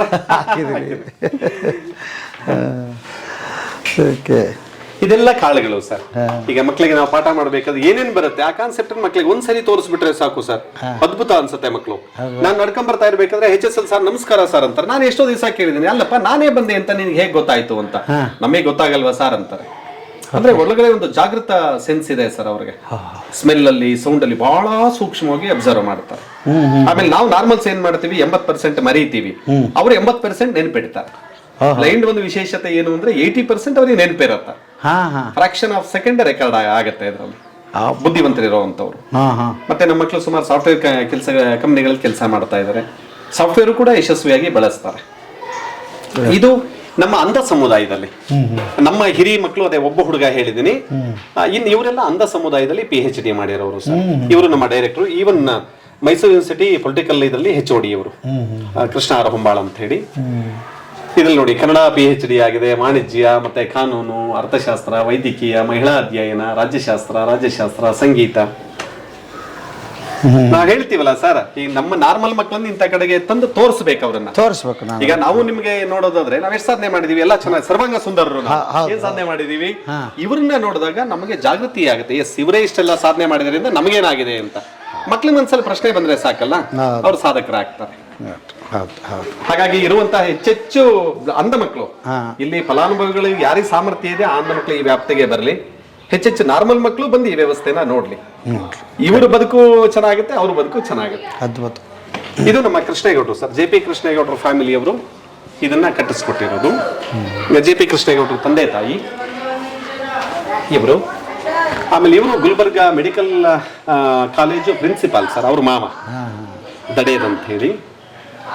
ಇವರು ತಂದೆ ತಾಯಿ ಸ್ವಾಮಿಗೌಡರು ಹೋಮ ಅಂತ ಹೇಳಿ ತಂದೆ ತಾಯಿ. ಇಲ್ಲೇ ಜೋಳದಾಳ್ ಅಂತ ಕೂಗಳತೆ ದೂರದಲ್ಲಿದೆ, ಅದು ಒಂದು ಸಾಂಸ್ಕೃತಿಕ ಊರು. ಇವ್ರದ್ದು ಹಿಂದಿನ ತಲೆಮಾರಿಂದ ಸಮಾಜ ಸೇವೆ ಸರ್. ಅದನ್ನ ಕೃಷ್ಣೇಗೌಡರು ಇನ್ನೂ ಮುಂದುವರಿಸಿದ್ದಾರೆ, ಅಲ್ಲ ಜಾಸ್ತಿ ಮಾಡಿದ್ದಾರೆ. ಇಡೀ ಸಮಾಜಕ್ಕೆ ಹರಡಿದ್ದಾರೆ ಸಮಾಜ ಸೇವೆ ಅಂದ್ರೆ ಏನು. ಅಣ್ಣೇಗೌಡರು ಇವರು ಅವರು ಮಾಮ ಸರ್, ಅವ್ರ ಫ್ಯಾಮಿಲಿ ಅವರೇ. ಇದು ನಮ್ಮ ಆಫೀಸು ಸರ್. ಏನ್ ಸರ್ ಇದು? 3 ಕಡೆಯಲ್ಲಿ ಮೆಡಲ್ಗಳನ್ನು ಹಾಕಿದೀವಿ. ಇಲ್ಲಿ ಜಾಗ ಸಾಲದು ಅಂತೇಳಿ ಅಲ್ಲೊಂದು ಆಡಳಿತ ಕಚೇರಿ, ಇನ್ನೊಂದು ಸ್ಪೋರ್ಟ್ಸ್ ರೂಮ್ ಅಂತ. ಇದು ಆಫೀಸಲ್ಲಿ ಸದ್ಯಕ್ಕೆ ಇಷ್ಟ ಹಾಕಿದೀವಿ. ಇಂಡಿಯನ್ ಬ್ಲೈಂಡ್ಸ್ ಅಸೋಸಿಯೇಷನ್ ಅಂತೇಳಿ ಪ್ರತಿ 2 ವರ್ಷಕ್ಕೊಂದ್ಸರಿ ಆಯೋಜನೆ ಮಾಡ್ತಾರೆ ಸರ್. ರಾಜ್ಯದ ಎಲ್ಲಾ ಕಡೆಯಿಂದ ಮಕ್ಕಳುಗಳು ಬರ್ತಾರೆ. ಅಲ್ಲಿ ಚಿಕ್ಕಮಂಗ್ಳೂರು ಮಕ್ಕಳದ್ದು ಒಂದು ಅತ್ಯುನ್ನತವಾದ ಸಾಧನೆ. ನಾವು ಒಂದೊಂದ್ಸರಿ ಬೆಂಗಳೂರು ಇದಕ್ಕೆ ಡೆಲ್ಲಿ, ಚಂಡೀಗಢ ಅಲ್ಲೆಲ್ಲ ವ್ಯವಸ್ಥೆ ಮಾಡ್ತಾರೆ 2 ವರ್ಷಕ್ಕೊಂದ್ಸರಿ. ಅಲ್ಲಿಗೆ ಹೋಯ್ತು ಅಂದ್ರೆ ಬಹುತೇಕ ಮೆಡಲ್ ನಮ್ದೇ ಆಗತ್ತೆ. ಅಲ್ಲ, ನನ್ಗೆ ಭಾಳ ಇಂಟ್ರೆಸ್ಟಿಂಗ್ ಏನಂದರೆ ಮೆಡ್ಲು ಅವನು ಕಾದಿಟ್ಟು ಇಷ್ಟು ವ್ಯವಸ್ಥಿತವಾಗಿ ಹಾಕಿದಿರಲ್ಲ ಇದನ್ನ ಸರ್. ಈಗ ಪೂಜಾರಿಗಳು ಬೆಳಿಗ್ಗೆ ಹೋದ ತಕ್ಷಣ ದೇವರಿಗೆ ಅಲಂಕಾರ ಮಾಡಲ್ವಾ ಸರ್? ನಮ್ದು ದೇವ್ರ ಕೆಲಸನೇ ತಾನೆ. ಇದೆಲ್ಲ ಸಂಗೀತದಲ್ಲಿ ತಗೊಂಡಿರುವಂತ ಪ್ರಶಸ್ತಿಗಳು, ಸಂಗೀತ ತಾಳವಾದ್ಯ. ಮೇಲಿಂದೆಲ್ಲ ಸ್ಪೋರ್ಟ್ಸ್ ಅಲ್ಲಿ ತಗೊಂಡಿರುವಂತದ್ದು. ಇದೆಲ್ಲ ಟೀಮ್ ಚಾಂಪಿಯನ್ಶಿಪ್. ಮತ್ತೆ ಆ ಮಧ್ಯದಲ್ಲಿ ಅಂತಾರಾಷ್ಟ್ರೀಯ ಪದಕಗಳು. ನಾನು ಶವಾದು ಮತ್ತೆ ರಕ್ಷಿತಾ ರಾಜು ಅಂತ ಹೇಳಿ ಕಿರಿಯ ಮಕ್ಕಳಿಗೆ ಮೋಟಿವೇಟ್ ಮಾಡಲಿ ಅಂತ ಆ ಮಕ್ಕಳು ಇಲ್ಲೇ ಬಿಟ್ಟಿದ್ದಾರೆ. ಅವ್ರು ಯಾವಾಗ ಕೇಳ್ತಾರೆ ಅದನ್ನ ನಾವು ಕೊಡ್ತೀವಿ ಅವ್ರಿಗೆ. ಮತ್ತೆ ಇದೆಲ್ಲ ರಾಜ್ಯ ಪ್ರಶಸ್ತಿ ಬಂದಿರುವಂತದ್ದು ಶಾಲೆಗೆ. ಆಮೇಲೆ ಇದು ನಮ್ಮ ಆಡಳಿತ ಮಂಡಳಿ. ಇಲ್ಲಿರುವಂತ ಪ್ರತಿಯೊಬ್ರು ದೊಡ್ಡ ದಾನಿಗಳು, ಅವರದೇ ಆದ ಸೇವೆ ಕೊಡ್ತಾ ಇದ್ರೆ ಅದಕ್ಕೆಲ್ಲ ಸಾರಥಿ JP ಕೃಷ್ಣೇಗೌಡರು. ಅದ್ಭುತ. ಇಲ್ಲ, ನಾನು ನಮ್ಮ ಫ್ಯಾಮಿಲಿ ಕರ್ಕೊಂಡು ಹೋದಾಗ ನಾವು ಕೃಷ್ಣೇಗೌಡರಿಗೆ ಹೇಳ್ತೀವಿ, ಸರ್ ನಾವು ಶಾಲೆ ನಡೆಸೋದೇ ಕಷ್ಟ ಸರ್, ಸರ್ಕಾರದಿಂದ ಹೆಚ್ಚಿದಿಲ್ಲ, ನಮಗೆ ಬೇಡ ಸರ್ ಆರೋಗ್ಯದನ್ನ ನಾವು ತಗೊಳ್ಳಿ, ನಾವು ಸಂಬಳ ತಗೊಳ್ತಾ ಇದೀವಿ ಕೊಡ್ತೀವಿ ಅಂದ್ರೆ ಅವ್ರು ಹೇಳ್ತಾರೆ, ನೀವಿರೋದ್ಗೆ ಆ ತರದೊಂದು ಸೇವೆ ಸಮಾಜ ಸಿಗ್ತಿರೋವಂಥದ್ದು ನನ್ನ ಕೈಲಿ ಎಲ್ಲಿವರೆಗೆ ಆಗುತ್ತೆ ದಾನಿಗಳಿಂದ ಕೊಡೋದಕ್ಕೆ ಅದನ್ನ ನಾನು ಕೊಡ್ತೀನಿ ಅಂತ. ನಮ್ಮ ಕೈಲಿ ಚಾರ್ಜಸ್ ಇಸ್ಕೊಳ್ಳಲ್ಲ ಸರ್. ನಾನು ಹೇಳಿಲ್ವಾ ಸರ್, ನಾನು ದೇವರನ್ನ ನೇರವಾಗಿ ನೋಡಿಲ್ಲ ಸರ್, ಬಹಳ ಅಭಿಮಾನದಿಂದ ಹೇಳ್ತೀನಿ. ನೀವು ಯಾರಾದ್ರೂ ನನ್ನನ್ನ ಪ್ರಶ್ನೆ ಕೇಳಿದ್ರೆ ದೇವ್ರು ನೋಡಿದಿರಾ ಅಂತ ಕೇಳಿದ್ರೆ ನಾನು ಎಸ್ ಅಂತೇನೆ. 74 ವರ್ಷದಲ್ಲಿ ಸಮಾಜಕ್ಕಾಗಿ ಆ ಜೀವ ಪ್ರತಿಕ್ಷಣ ತುಡಿಯುತ್ತೆ ಅಂದ್ರೆ ಅವ್ರನ್ನ ನೀನ್ ಯಾವ ಸ್ಥಾನದಲ್ಲಿ ನೋಡ್ಬೇಕು ನಾವು. ಅದು ನಮ್ಮೆಲ್ಲ ಸ್ಟಾಫ್ ಸರ್. ಎಲ್ಲರದು ನೋಡಿ ಸ್ಪೆಷಲ್ B.Ed ಆಗಿದೆ. ಹೌದು, ಅದನ್ನ ನೋಡ್ತಾ ಇದ್ದೇನೆ. ಮತ್ತೆ ಇದು DSC ಅಂತ sir, diploma in special education ಅಂತ. ನಮ್ಮ ಮಾಮೂಲಿನಲ್ಲಿ TCH ಇತ್ತಲ್ಲ ಹಿಂದೆ, D.Ed ಅಂತ, ಇಲ್ಲಿ DSC ಅಂತ. ಆ ತರದೆಲ್ಲ ಮುಗಿಸ್ಕೊಂಡಿದೀವಿ. ನಾವು ಮುಗಿಸ್ಕೊಂಡಾಗ DSC ಇತ್ತು, D.Ed ಬೆಲೆ ಇತ್ತು, ಈಗ ಇಲ್ವಲ್ಲ. ಹಾಗಾಗಿ ನಾವು ಅಪ್ಗ್ರೇಡ್ ಆಗ್ಬೇಕು ಸ್ಪೆಷಲ್ B.Ed. CCTV ಹಾಕಿದಿರಿ ಎಲ್ಲ ಕಡೆ? CCTV ಇದೆ ಅಲ್ಲ?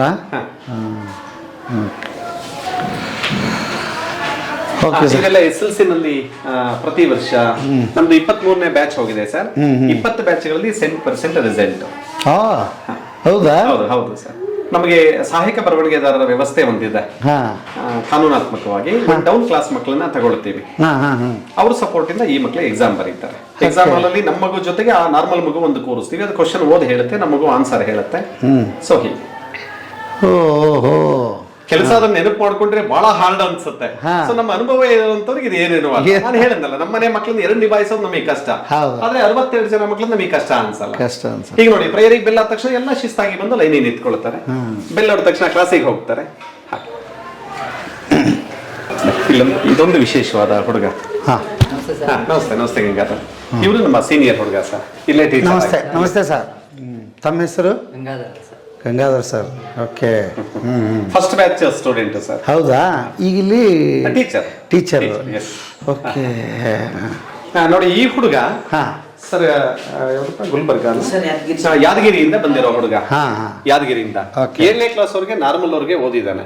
ಅಲ್ಲಿ ಬಹಳ ಕಷ್ಟ ಅನ್ಸುತ್ತೆ ಆ ಮಕ್ಕಳ ಜೊತೆ ಹೊಂದಾಣಿಕೆ ಮಾಡೋದು, ಮತ್ತೆ ಅಲ್ಲಿ ವಾತಾವರಣ. ಯಾಕೆಂದ್ರೆ ತಂದೆ ತಾಯಿ ಬೆಳಿಗ್ಗೆ ಕರ್ಕೊಂಡು ಹೋಗ್ಬೇಕು, ಸಂಜೆ ಕರ್ಕೊಂಡ್ ಬರ್ಬೇಕು ನಾರ್ಮಲ್ ಶಾಲೆಗಳಲ್ಲಿ. ಆಮೇಲೆ ಒಂದು ಊರಲ್ಲಿ ಏನು ಇಂಥದ್ದು ಒಂದು ಮಗು ಸಿಕ್ಕಿದ್ರೆ ಸಿಗುತ್ತೆ. ಒಂದ್ ಮಗುನಲ್ಲಿ ಟೀಚರ್ ಯಾವ ಮಟ್ಟದಲ್ಲಿ ನೋಡ್ಕೊಳ್ತಾರೆ, ಒಂದು ಮಗು ಕೇಂದ್ರೀಕರಣ ಮಾಡಕ್ಕಲ್ಲ, ಮತ್ತೆ ಅವ್ರಿಗೆ ತರಬೇತಿ ಇರಲ್ಲ ಅಲ್ಲಿ. ಸೊ ಈ ಹುಡುಗ ಕಷ್ಟ ಅನ್ನಿಸಿದಾಗ 8ನೇ ಕ್ಲಾಸಿಗೆ ಇಲ್ಲಿಗೆ ಬಂದ. 2 ವರ್ಷದಲ್ಲಿ ಬ್ರೈಟ್ ಚೆನ್ನಾಗಿ ಓದ್ತಾನೆ, ಬರೀತಾನೆ, ಚೇರ್ ಹೆಣಿತಾನೆ, ಬುಟ್ಟಿ ಹೆಣಿತಾನೆ, ಸಂಗೀತ ಆಲ್ರೌಂಡರ್. ಈಗ ಈ ಮಕ್ಕಳನ್ನ ನಾವು ನಾರ್ಮಲ್ ಅಲ್ಲೇ ಬಿಟ್ಟು ಬಿಟ್ರೆ ಇವ್ರು ಇಷ್ಟೆಲ್ಲ ಆತ್ಮವಿಶ್ವಾಸದಿಂದ ಬೆಳೆಯಕ್ಕಾಗಲ್ಲ. ಅದಕ್ಕೆ ನಾವ್ ಹೇಳೋದು, ಇರ್ಲಿ, ನಾನು ಆ ವ್ಯವಸ್ಥೆ ದೂಷಿಸ್ತಾ ಇಲ್ಲ, ಅಲ್ಲಿ ಫ್ರೆಂಡ್ಲಿ ಇಷ್ಟೆಲ್ಲ ವ್ಯವಸ್ಥೆ, ಸಪರೇಟ್ ಏರ್ಸ್ ಅಂಡ್ ಅಪ್ಲಯನ್ಸಸ್, ತರಬೇತಿ ಪಡೆದಿರುವಂತಹ ಟೀಚರ್ಸ್, ಹಾಸ್ಟೆಲ್ ವ್ಯವಸ್ಥೆ, ಇದೆಲ್ಲದೂ ಇಲ್ಲದೆ ಇರೋದ್ರಿಂದ, ಮತ್ತೆ ಸಿಲೆಬಸ್ ಜೊತೆಯಲ್ಲಿ ಕೋ ಕರಿಕ್ಯುಲರ್ ಆಕ್ಟಿವಿಟಿ ನಾವೇನು ಹೇಳ್ಕೊಡ್ತೀವಲ್ಲ, ಇದೆಲ್ಲವೂ ಇಲ್ಲದೆ ಇರೋದ್ರಿಂದ ಅಲ್ಲಿ ಸಫರ್ ಆಗೋದು ಬೇಡ. ಮಕ್ಕಳು ಈ ವ್ಯವಸ್ಥೆಗೆ ಬಂದ್ಬಿಟ್ರೆ ಅವ್ರಿಗೆಲ್ಲವೂ ಸಿಗುತ್ತಲ್ಲ, ಹಾಗಾಗಿ ಇಲ್ಲಿ ಬೆಳ್ಕೊಳ್ತಾರೆ. मैं उस देश का वासी हूँ जिस देश में गंगा बहती है, मैं उस देश का चिराग हूँ जिस देश में अनेकता में भी एकता पाई जाती है, मैं उस देश का नागरिक हूँ जिस देश में लोकतंत्र हब भी मजबूत है, मैं सिद्धरामैया इस सभांगण में उपस्थित अध्यक्ष महोदय मेरे गुरु वृंदों को प्रणाम करके आज का भाषण शुरू कर रहा हूँ. ಸರ್, ಇಲ್ಲಿಗೆ ಮಕ್ಕಳ ದಾಖಲಾತಿ ಆಗಬೇಕಾದ್ರೆ ಏನೇನು ಪ್ರೊಸೀಜರ್ಸ್ ಇದೆ ಸರ್? ಕರ್ನಾಟಕದ ಎಲ್ಲ ಜಿಲ್ಲೆಗಳಿಂದ ಇಲ್ಲಿಗೆ ದಾಖಲಾತಿಗೆ ಅಂಧ ಮಕ್ಕಳು ಬರಬಹುದು. ಈಗ ಕಾನೂನಾತ್ಮಕವಾಗಿ 40%ಗಿಂತ ಮೇಲೆ ಅಂಧತ್ವ ಇದ್ದರೆ ಅವರೆಲ್ಲರೂ ಈ ಶಾಲೆಗೆ ಸೇರೋಕ್ಕೆ ಅರ್ಹರು. ನಾನು ವಿನಂತಿ ಮಾಡೋದಿಷ್ಟೇ, 40-50% ಮಕ್ಕಳು ಬರದಲೇ ಹೋದರೂ ಕೂಡ 60ರಿಂದ 100% ಬ್ಲೈಂಡ್ನೆಸ್ ಇರುವಂಥ ಮಕ್ಕಳು ಕಂಪಲ್ಸರಿ ಈ ಶಾಲೆಗೆ ಬರಬಹುದು. ಅದಕ್ಕಿರೋ ಕ್ರೈಟೀರಿಯಾ, ಅವರವರ ಜಿಲ್ಲೆಯ ಜಿಲ್ಲಾಸ್ಪತ್ರೆಗಳಲ್ಲಿ ಅವರು ಐ ಸ್ಪೆಷಲಿಸ್ಟಿಂದ ಇವರಿಗೆ 60 ಅಥವಾ 50ಕ್ಕಿಂತ ಹೆಚ್ಚು ನ್ಯೂನ್ಯತೆ ಇದೆ ಅನ್ನೋ ಒಂದು ಸರ್ಟಿಫಿಕೇಟನ್ನು ತರಬೇಕಾಗುತ್ತೆ. ಅದೊಂದೇ ನಾವು ಕೇಳೋದಿನ್ನೇನೂ ಇಲ್ಲ. ಇನ್ನು ಬಂದಾದ್ಮೇಲೆ ಅವ್ರದ್ದು ಆಧಾರ್ ಕಾರ್ಡು ಮತ್ತು ಬ್ಯಾಂಕ್ ಪಾಸ್ ಪುಸ್ತಕಗಳಿದೆ, ಜೆರಾಕ್ಸ್ ಇದ್ದರೆ ಆ ಥರದ್ದನ್ನು ನಮಗೆ ಕೊಡಬೇಕಾಗತ್ತೆ. ಅಷ್ಟು ಬಿಟ್ಟರೆ ಇನ್ನೇನು ಕೇಳಲ್ಲ ಸರ್. ಅದೊಂದೇ ನಮಗೆ ಕ್ರೈಟೀರಿಯಾ, ಈ ಮಸ್ಟ್ ಬಿ ಬ್ಲೈಂಡ್ ಅಂತ. 50 to 100. ಶ್ರೀಮಂತರು, ಬಡವರು, ಕುಲ, ಗೋತ್ರ, ಜಾತಿ, ಮತ, ಪಂಥ ನಮ್ಗೆ ಯಾವುದೂ ಇಲ್ಲ. ನಾವು ಕೇಳೋದು ಒಂದೇನೆ, ಅದೊಂದು ಬ್ಲೈಂಡ್ ಸರ್ಟಿಫಿಕೇಟನ್ನು ತಂದು ಬಿಟ್ಟರೆ ಇನ್ನುಳಿದವೆಲ್ಲ ಅವರು ಯಾವ್ಯಾವ್ದು ಇರುತ್ತೆ ಅದನ್ನು ಕೊಡ್ಬೋದು. ಆ ಸಂದರ್ಭದಲ್ಲಿ ಅಡ್ಮಿಷನ್ ಸಂದರ್ಭದಲ್ಲಿ ಆಧಾರ್ ಕಾರ್ಡು ಇತರೇನ ಇಲ್ಲ ಅನಂತರದಲ್ಲಿ ದಾಖಲಾತಿಯಾಗಿ ಹೋಗಿ ಕೂಡ ತಂದು ಕೊಡ್ಬೋದು. ಮತ್ತು ಅವ್ರು ದಾಖಲಾತಿ ಆಯಿತು ಅಂದರೆ ಎಲ್ಲ ವ್ಯವಸ್ಥೆಗಳನ್ನು ನಾವೇ 10ನೇ ಕ್ಲಾಸ್ ಮುಗಿಯುವವರೆಗೆ ನೋಡ್ಕೊಳ್ತೇವೆ. ಸೊ ಇಲ್ಲಿ ವಸತಿ ಜೊತೆಗೆ ವಿದ್ಯೆ ಇದೆ, ಎಲ್ಲ ಇದೆ ಸರ್, ಎಲ್ಲ ಇದೆ. 6ರಿಂದ 14-15 ವರ್ಷದ ಮಕ್ಕಳು ಬಂದರೂ ನಾವು ಅಡ್ಮಿಷನ್ ಮಾಡ್ಕೊಳ್ತೀವಿ ಬೇರೆ ಬೇರೆ ತರಗತಿಗಳಿಗೆ. Kannada medium? Yes, Kannada medium. Okay. ಇದು ಯಾವ ಅವಧಿಯಲ್ಲಿ, ಯಾವ ಟೈಮಲ್ಲಿ ಇದು ಅಡ್ಮಿಷನ್? ಜೂನಲ್ಲಿ ಸರ್. ಮಾಮೂಲಿ ಶೈಕ್ಷಣಿಕ ಪ್ರೋಸೆಸ್ ಏನಿರುತ್ತೆ, ಎಜುಕೇಶನಲ್ ಪ್ರೋಸೆಸ್ ಏನಿರುತ್ತೆ ಅದೇ process same. Okay. Yes. ₹1 charges ಅಂತೂ? No sir, no. ನಾನು ಹೇಳ್ತೀನಲ್ಲ, ಅವ್ರು ಬಂದರೆ ಬಸ್ ಚಾರ್ಜಿಗೆ ನಾವೇ ಕೊಟ್ಟು ಕಳಿಸ್ತೀವಿ. ಬರುವಂತ ಈಗ ತುಂಬಾ ಬೇರೆ ಬೇರೆ ಜಿಲ್ಲೆಗಳಿಂದ ತಂದೆ ತಾಯಿ ಬರೋದ್ರಿಂದ ಅವ್ರಿಗೆ ಊಟ ವಸತಿ ಎಲ್ಲ 1-2 ದಿವಸ ಉಳ್ಕೊಳ್ತಾರೆ. ಊಟ ವಸತಿ ಎಲ್ಲ ಕೊಡ್ತೀವಿ. ರಜಾ ಬಂದಾಗ ಹೇಗೆ ಮಾಡ್ತೀರಿ ಸರ್? ರಜೆ ಬಂದಾಗ ಎಲ್ಲ ಪೇರೆಂಟ್ ಕರ್ಕೊಂಡು ಹೋಗ್ತಾರೆ ಸರ್ ಮನೆಗೆ. ಎಲ್ಲ ತಂದೆ ತಾಯಿ ಇರೋ ಮಕ್ಕಳಾಗಿರೋದ್ರಿಂದ ಕರ್ಕೊಂಡು ಹೋಗ್ತಾರೆ. ಮತ್ತು ನಾವು ಇಲಾಖೆಯಿಂದ ಏನು ಸೌಲಭ್ಯಗಳನ್ನು ಕೊಡು ಮಾಡ್ತಾರೆ, ಲ್ಯಾಪ್ಟಾಪು ಅಥವಾ ಬ್ರೈಲ್ ಸ್ಲೇಟ್ಸು, ಬ್ರೈಲ್ ಕಿಟ್ಸು, ಆಮೇಲೆ ಬಸ್ ಪಾಸು ಮತ್ತು ರೈಲ್ವೆ ಪಾಸು, ನಮ್ಮ ಕೈಲಿ ಎಷ್ಟು ಸಾಧ್ಯ ಆಗುತ್ತೆ ಅದೆಲ್ಲವನ್ನ ಮಾಡಿಸ್ಕೊಡ್ತೀವಿ. ಒಂದು ವೇಳೆ ಹೋಗಕ್ಕಾಗಲ್ಲ ಊರಿಗೆ ಅಂದ್ರು ಅವ್ರು ಬಯಸಿದ್ರೆ ಇರಬಹುದಾ? ಖಂಡಿತ. ಈಗ ನಾವು ಲಾಸ್ಟು ಈ ರಜೆನಲ್ಲಿ 1.5 ತಿಂಗಳು ವೆಕೇಶನ್ ಏನಿತ್ತು ಆ ಸಂದರ್ಭದಲ್ಲಿ ಒಂದು ಟ್ರೈನಿಂಗ್ ಕ್ಯಾಂಪನ್ನು ಮಾಡಿದ್ವಿ. ಬಹಳಷ್ಟು ಜನ ಮಕ್ಕಳು ಇಲ್ಲೇ ಇದ್ಕೊಂಡು ಇದನ್ನ ಪಡ್ಕೊಂಡ್ರು. ಕಂಪ್ಯೂಟರ್ ಅಂತ ರೂಲ್ಸ್ ಏನಿಲ್ಲ. ಆ ರೂಲ್ಸ್ ನಾವು ಸಾಮಾನ್ಯವಾಗಿ ಕಳಿಸ್ತೀವಿ, ಹೋಗ್ರಪ್ಪ ಪಾಪ ಬೇಜಾರಾಗಿರುತ್ತೆ. ಮತ್ತೆ ತಂದೆ ತಾಯಿನೂ ಬಯಸ್ತಾರೆ, ಇಲ್ಲ ಮಕ್ಕಳನ್ನ ರಜೆ ಕರ್ಕೊಂಡು ಹೋಗ್ತೀವಿ ಅಂತ. ಯಾರು ಇಲ್ಲಿವರೆಗೆ ಉಳ್ಕೊಂಡಿಲ್ಲ. ಇಲ್ಲ ಹೆಚ್ಚು ಜನ ಉಳ್ಕೊಳ್ತೀವಿ, ನಮ್ಗೆ ಯಾವ್ದಾದ್ರು ಒಂದು ಟ್ರೈನಿಂಗ್ ಕೊಡಿಸಿ ಅಂದರೆ ಆ ಥರದನ್ನ ಸಂಪರ್ಕ ಮಾಡಿ ಆ ಅವಧಿನಲ್ಲಿ ನಾವು ಟ್ರೈನಿಂಗ್ ಕೊಡಿಸೋ ಕೆಲಸವನ್ನ ಮಾಡ್ತೀವಿ. ಓಕೆ. ಈಗ ದೂರದ ಪೇರೆಂಟ್ಸ್ ಬರೋಕ್ಕಾಗಲ್ಲ, ಒಂದಿಷ್ಟು ಮಾಹಿತಿ ಬೇಕಂದ್ರೆ ಹೇಗೆ ತಿಳ್ಕೊಬಹುದು ಅವರು? ಖಂಡಿತ ನಾನು ಫೋನ್ ನಂಬರ್ ಎಲ್ಲ ಕೊಡ್ತೀನಿ ಸರ್. ಫೋನ್ ಮಾಡಿ ತಿಳ್ಕೊಬಹುದು ಅವರು? ಖಂಡಿತ ತಿಳ್ಕೊಳ್ಬಹುದು. ಆಮೇಲೆ ಮಕ್ಕಳನ್ನ ಕರ್ಕೊಂಡು ಬರ್ಬೋದು? ಖಂಡಿತ. ನಾವು ಎಷ್ಟೋ ಜನಕ್ಕೆ ಫೋನಲ್ಲಿ ಮಾಹಿತಿ ಕೊಡ್ತೀವಿ, ಮತ್ತೆ ನಾವು ಫೋನಲ್ಲೂ ಕನ್ವಿನ್ಸ್ ಮಾಡ್ತೀವಿ ಅವರನ್ನ, ನಿಮ್ಮ ಮಕ್ಕಳುಗಳಿಗೆ ಹೀಗಿದ್ರೆ ಕರ್ಕೊಂಬನ್ನಿ ಇಲ್ಲಿಗೆ ಎಲ್ಲ ಮಾಹಿತಿ ಕೊಡ್ತೀವಿ. ಈಗ ನೋಡ್ತಿರ್ತಕ್ಕಂಥವ್ರು ಕೆಲವೊಬ್ಬರಿಗೆ ಸಹಾಯ ಹಸ್ತ ಚಾಚಬೇಕು ಅಂತಂದ್ರೆ ಅವರು? ಖಂಡಿತ ಸರ್.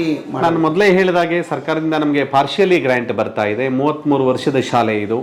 ನಾವು ಕೂಡ ನಾಡಿನ ಎಲ್ಲ ಭಾಗದ ಮಕ್ಕಳುಗಳಿಗೆ, ಅಂಧ ಮಕ್ಕಳುಗಳಿಗೆ ಎಷ್ಟು ಸಾಧ್ಯ ಆಗುತ್ತೆ ಶಿಕ್ಷಣ, ಟ್ರೈನಿಂಗು ಆ ಥರದ್ದು. ಮತ್ತು ಅವರು ಇಲ್ಲಿಂದ ಹೋಗಾದ್ಮೇಲೆ ಕೂಡ ಕೆಲವರು ಸಂಕಷ್ಟಕ್ಕೆ ಸಿಗೆ ಹಾಕ್ಕೊಳ್ತಾರೆ. ಅವ್ರಿಗೆ ಸಹಾಯ ಮಾಡೋಕ್ಕೂ ಕೂಡ ದಾನಿಗಳನ್ನೇ ಆಶ್ರಯಿಸ್ತೀವಿ. ಒಟ್ಟಾರೆ ಒಂದೇ ಪದದಲ್ಲಿ ಹೇಳೋದಾದ್ರೆ ದಾನಿಗಳೇ ನಮ್ಮ ದೇವರುಗಳು. ನಮ್ಮ ಆಶಾಕಿರಣ ಶಾಲೆಗೆ ದಾನಿಗಳೇ ದೇವರುಗಳು. ಸಹಾಯ ಮಾಡ್ತಾರೆ ಅಂತಂದರೆ ನಾನು ನಮ್ಮ ಸಂಸ್ಥೆ ಅಕೌಂಟ್ ನಂಬರನ್ನು ಕೊಡ್ತೀವಿ, ನಮ್ಮ ಅಕೌಂಟ್ ನಂಬರನ್ನು ಅದಕ್ಕೆ ಕೊಡ್ತೀವಿ, ಪೂರ್ಣ ವಿಳಾಸನ ನಾನು ಹೇಳ್ತೀನಿ, ಅದಕ್ಕೆ ಅವರು ಸಂಪರ್ಕ ಮಾಡಿ ಮಾಡ್ಬೋದು.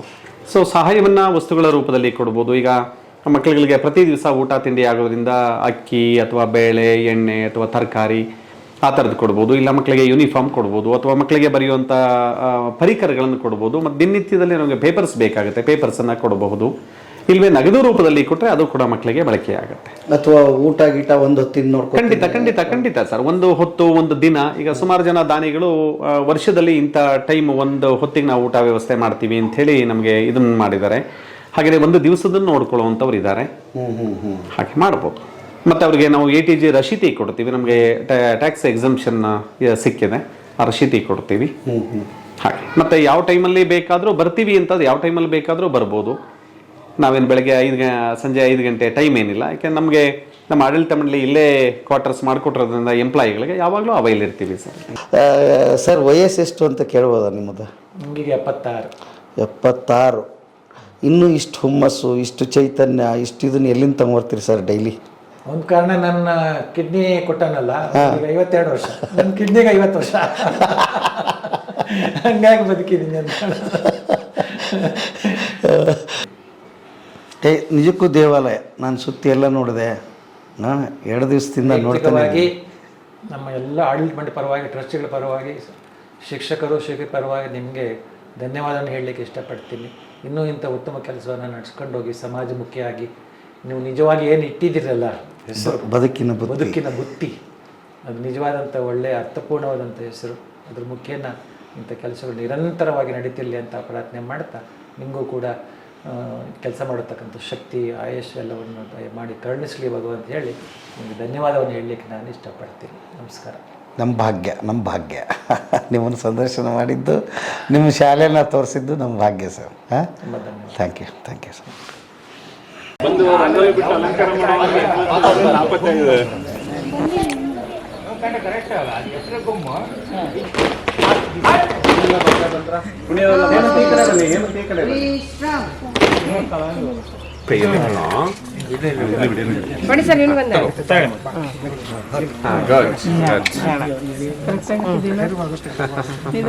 ಒಂದು ನಿಮಿಷ ಸರ್.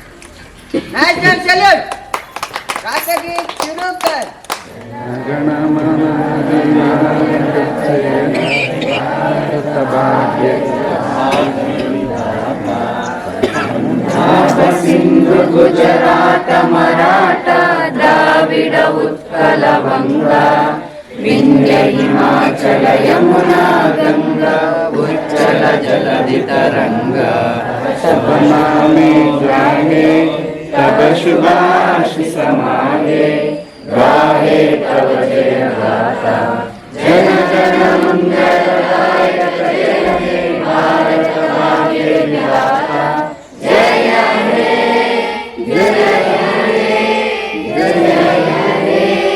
जय हे जय जय जय जय हे। हाथ नीचे, बोलो भारत माता के जय। वंदे मातरम।